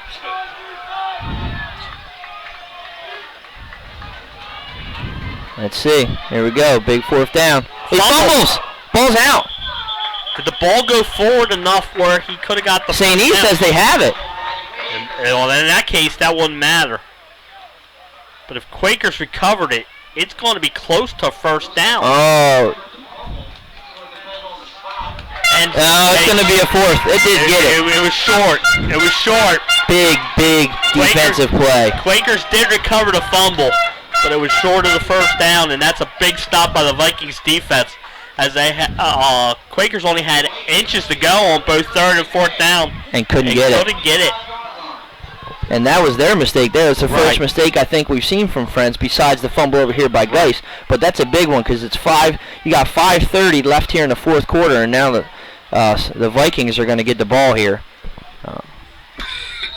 And it looks like it's going to be encroachment, though, if you ask me. The whole line for Friends just jumped on that. it's going to be neutral zone. If not, oh no, they call false start. I think I saw that a little different. Have they had any penalties on the Quakers today? It seems like everything's going to the Vikings. No, I just watched it on the delay, and they did move. Yeah, and the Quakers actually shifted lateral, so that made a dirt shift legal, and it did make them jump. And that brings up a turn that thing off. 1st and 15 for the Vikings. Here we go again. Penalties are hurting them. Yep. Was that a 407 number I called you? Answer, it might be Nick. There's Cropper to the left. He's going to shift back to the right, finds a little hole, but he's going to make it nowhere. Let's bring up a long 3rd down. That was Daniel Adebayo was there, and Matthew Denny were there for Friends on a good stop. Yeah. That's the way you have to stop Cropper. You need to have gang tackle him because, like we saw earlier, he will try and fight for every yard. And this is a big play. Yeah, it's 2nd and about 14-13, but they need to get something out of this. And Roxon shotgun. Looks like another false start, though, but Ross is going to be getting nowhere. There was a host of Friends defenders waiting for him with that pass. Yeah, didn't fool anyone on the Quaker side. No. And I think St. E's got away with a little bit of a jump there on the offensive line, too. And this will bring up 3rd and forever again for the Vikings. They've had a lot of these today. Too many that their coach will not like. Yeah, when they go back and watch this game film, they're really going to look at those penalties. So he lost a couple on that, so it's going to be, I think it's 3rd and 15. And they really want to try to get something out of this because you don't want to give Friends the ball back with too good a territory. And he's got Ross down here, and it's going to probably be a flag because the defender never looked to find the ball. Yeah, I just don't like when they don't look for the ball. I mean, you're just putting yourself in a position to be called for that penalty. You got to turn back and look for that ball. Yeah, it's going to be interference.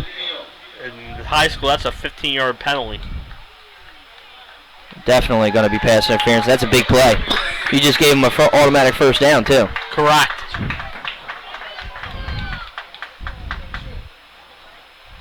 Well, not an automatic, but... that's right. In high school, it's not an automatic 1st down. But it's going to be because they're going to be right on the marker. Stick. Yeah, it's 1st down.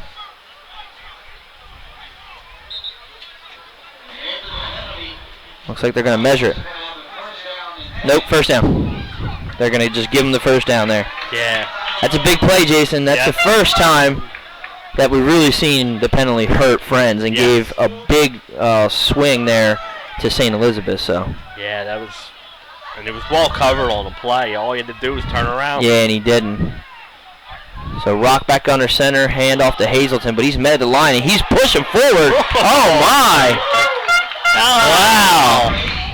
What a run there by David Hazelton. Yeah. He was met at the line, and he took that guy 8 yards with him. Yeah, that was 84-84, and that would be Payne for Friends, who's actually had a great game. Yes, he has. But Payne is just a sophomore. Right. So he met a senior. He met a senior. And the senior won that battle. Usually will. Yes. Rock back under center, hand off to Cropper. Cropper with a great spin move again and a 1st down. I tell you, man, for a big guy, he is agile. Yes, he is. He is so quick. And we've seen that on the basketball court, too. Yes, absolutely. And as you can hear, Jason, the fans on the St. E side are getting pumped up now. Fired up. Yeah. Hopefully the team will, too. And 3:44 left here in the 4th quarter, and St. E's is driving. Timeout. Probably. Timeout on Friends. Yeah, I think they want to give their defense a little break here. Yeah, they've been on the field for a while now. So, like I just said, actually there was a couple of second runoff. We have 3:36 left in this game, and it couldn't be better or more interesting right now, if you ask me. Right, and the Vikings are at midfield, and the way they're controlling the clock on this drive. You get that you get that score late. You know, you're putting yourself in good position. Yeah, they need to. Of course, they need to get in first and then make the field goal. But it's right now they can run this clock and run it down so that they don't have to give the ball back to Friends right now in this position. But they need to keep it moving. So, but it's been a great game. Yes, can't complain. It's been a great game, and it's been a battle of wills here in the second half. And both. We said the weather was going to come into play, and it has a little bit in the second half with some of the turnovers we've seen. There's another handoff. Cropper fights for at least 5 more. He is just incredible with the fighting for those extra yards.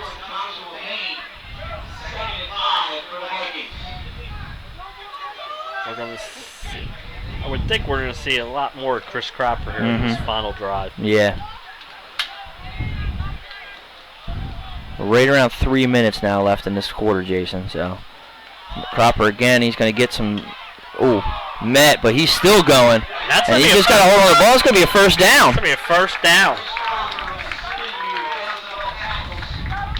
I think Geis hit him right around close to the regular line of scrimmage. And yeah, he just moved him out of the way. Right. And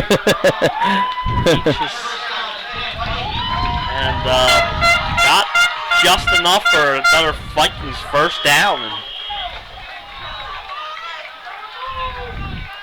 here we go again. 2 wide receivers left, Cropper and Hazelton. It's going to be handoff to Hazelton. He's going to be stopped at the line. Yeah, it's going to be no gain there. Great defense there again by number 84, Joshua Payne.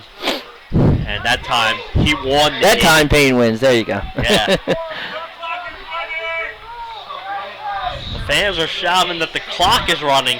We're at 2:18 right now. 2:18 left. The Vikings don't seem to be in any type of hurry here. Yeah, they need to be. And we saw this last week in their time management in that last drive. That's right. Handoff Cropper. He's got a lot of room. He's running backwards. And he's going to push that pile for a first down. And a couple of his linemen came to help push that extra yards. And another Vikings first down. Clock stopped. 1:55. And as they're driving, the rain is coming down even harder now. And I got a soccer game to go to. Come on, rain, stop. Clock started again after the first down was set. There's still not much of a rush here. Rock back under center. Pitch to Cropper. Cropper's got some room and momentum. And he's going to get down to the 19-yard line. It looks like it's going to be another first down. And that's going to stop the clock with 1:30 left. Oh, it's going to be second down. They got to clock this thing or something. They got to get moving here. 1:27 left. They're counting it. Hand off to Cropper again. He turns up. He's got the sideline, and he gets out of bounds. Smart play there by Cropper. And he got the first down as well. Yes, big run there. 1:14. There's 1:14 left here in the fourth quarter. It's going to come down to the Vikings offense here against the Quakers defense. And they have another chance to get another first down. Yeah, because they're at the 18-yard line. And there's Cropper. Ooh, he hits a couple of defenders for Friends and just falls forward again. He's going to get another 8. And looks like we're going to get a timeout. That's a good call because these guys for Sadies are a little winded right now. Their offensive line, they're making a huge push right now, though. Yes, they are, and it's been an impressive drive here. And ever since that penalty on Friends, pass interference, the Vikings have ran it down their throats. Yeah, the clock is actually showing exactly 1 minute left here in the fourth quarter. And it's going to be 2nd and 4, but looks like they're on the 9-yard line right now, St. Elizabeth. So yeah, they're getting close to punching this in and making this a pretty interesting game, huh? Absolutely. like we said, so the the Quakers want to hold on, their defense has got to stop them here from the 9 yards out. Yeah, this has been a pretty impressive drive right now for St. Elizabeth's. It all starts with the big third down conversion on the pass interference, which has been very small penalties for Friends all day, but that's a huge one there. That's going to, if this leads to the tying touchdown, and Cropper is going to run outside. He's got a little bit of room. He drags a defender with him. That should be a first. Was it enough for a first? No, Going to be short. He's going to be short. About 1.5 yards, maybe 2 yards. So, but this is 4 on 10. But the clock's still running. No, he got out of bounds. I'm sorry. 55 seconds left. So that only took 5 seconds off. But you know what you're getting right here. Yeah. Oh, hand off to Hazelton, and he's met right at the line by Payne again. What a play there by Payne. Yeah, this sophomore's coming up big. And St. E's is going to have to burn a timeout, and they will set up it looks like 4th down and maybe 2 yards. Looks like he got about back to the line of scrimmage. It's going to be about 4th and 1. And here's the play of the game here, Nick. Right now. Yep. It's do or die. They have to get this, or this game's pretty much over. With 48 seconds left showing on the clock. You got to get this first down. Yeah, that was a great play there by Payne. I guess he sensed that it was going to go to the up man, Hazelton, that time, and he met him right there. What's your play card here, Nick? I'm going with Cropper. I am too. And I don't think I'm running it up the middle because it hasn't worked, but I think I might do a little toss. But I might use the wide side of the field here and go to my left instead of going to the short side of the field. Now, this is your game right here. This is the play. I mean, this is it. It's going to be 4th and 2. Hand off to Cropper up the middle, but he's got a huge hole, and he's probably going to get in. He's almost in the touchdown. No, he's a little short. He's at about the half-yard line. Clock should stop for the first down, and here we go. First and goal from the 1. What a call there. 43 seconds is showing on the clock, and it starts running right now. Hand off Cropper, up the middle. He's short. He's not in. No. They need to get right back on the ball here. They need to hurry up, get right back on the ball. I don't know why he's running over to the sideline. Why is the quarterback running to the sideline? Yeah, 28 seconds left. He did this last week, too. You gotta have 2 plays called. 20 seconds right now. Cropper's not in. He's going to be short again. Do they have any timeouts? Yes. Wow, Nick, they wasted so much time. In a 2-minute drive, you have to have two plays called. I mean, what else are they going to do besides run Cropper? What do you need to run over for and ask the question for? Yeah, just you run the same play. And I understand they just got the first down on the play up the middle, but come on, do something different. You know, if you're going to sit there and let everybody know your game, it's not going to work out very well. Yeah, you need to. I like your call. Maybe run the ball to the wide side or something. Get him in space. Yes. Get him on a DB versus a lineman, right, and let him make somebody tackle him, and he can run somebody over.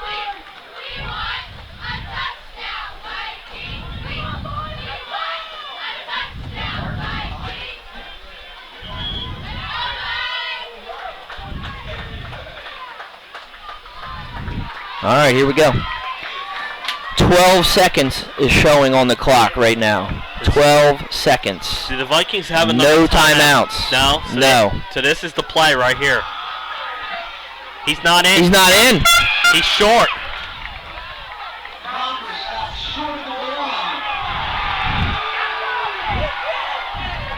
They stopped it. Did they stop the clock? There's only 3 seconds left. And he's going to get in. Touchdown! Rock! They got the play off. That's a touchdown.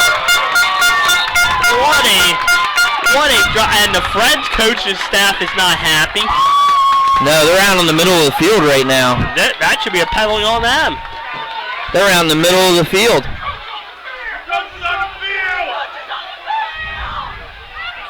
Look at him. He's way. That should be a penalty. He's not allowed on the field.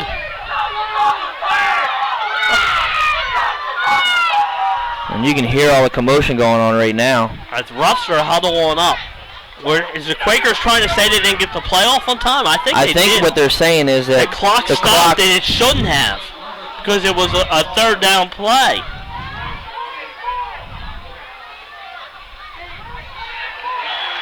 Nope. And he did not Quakers get it won. off. Wilmington, they're saying their friends wins. Wow, what a turn of events there.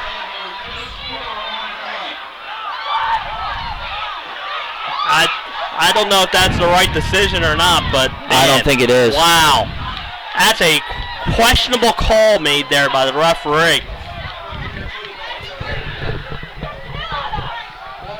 What do you think?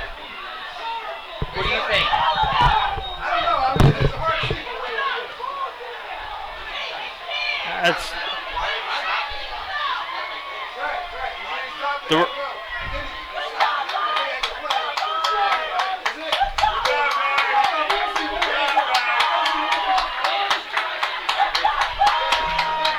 and Quakers are going to win this one in dramatic fashion, as St. E's coach is still talking to the referees. Yeah, I'm going to be honest with you, Jason. The referee actually blew the whistle, put his hands up to stop the clock. So I can't blame St. E's for being as upset as they are right now, because honestly, that play should have counted. It should have counted, and I am with you there, Nick. And the referee brought it upon himself for questioning, and you hate to see the game end that way. Yeah. You know, why they had to. They called a touchdown on the field, and then to overturn it, that's a tough call for the St. Vikings to take. And it was they fall to 2 and 3, and that's gonna be a tough loss. Wow. Yeah. It's a shame. For I think that they need to look at it, because to be honest with you, they ran. He was short, but there was 12 seconds, right? They had to have time to set the ball. Right? They had to have time to set the ball. Yeah. And they didn't. Yeah. So, that's and even if you go back and set the ball, the referees are the ones that have to rush, and they couldn't. So the guy called. So the referee said timeout. Because they couldn't get the ball set. As soon as they got set, they scored. Yes. That should be a touchdown. That should be a touchdown.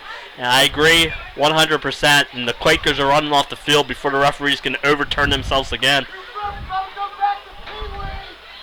Yeah, that's a tough way to lose a game. And it is.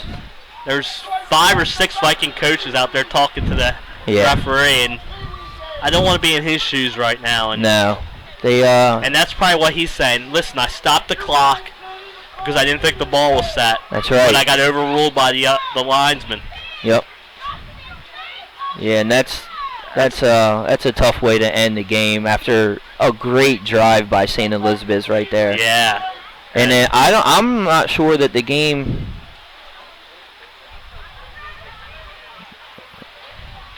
And I don't think the Vikings coaching staff will let the referees leave without getting some more. Well, that's the AD.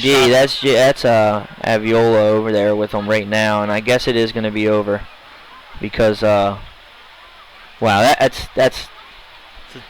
tough. That's a tough way to lose a game. Yeah. Wow, and they were driving. I mean, they were right there, half yard. You know, they needed half a yard to get in, and wow. But anyway. Well, I couldn't have asked for a better game. No. Started off a little slow, but we ended up with some good fireworks here at the end, and a great play. And there was a great second half for St. Elizabeth's, and Cropper really showed up. Yeah. You know, unfortunately, the end of the game is the end of the game and how it went. But, you know, good game, 21-14 final. Wilmington Friends will go to 4-1, and it'll drop St. E's to 2-3. Yeah, and their schedule doesn't get any easier. The Vikings, as they got, you know, St. Mark's coming up later in the year, and Archmere coming up later in the year. So this one was one that they really could have used. Yeah, it was a great game though, and honestly, at the end there, it's a little tough to take that loss the way they did. But I want to thank everybody for joining us for another great live stream for 302 Sports, and we'll be back here in a little while to do the Smyrna-Howard game. Unfortunately, Jason won't be joining us, so thanks, Jason, for coming out and helping me with this one. No problem. Tune in and come back and see us for the Smyrna-Howard game. That will be kickoff time at 7 o'clock. So I want to thank everybody again. Enjoy and have a good night.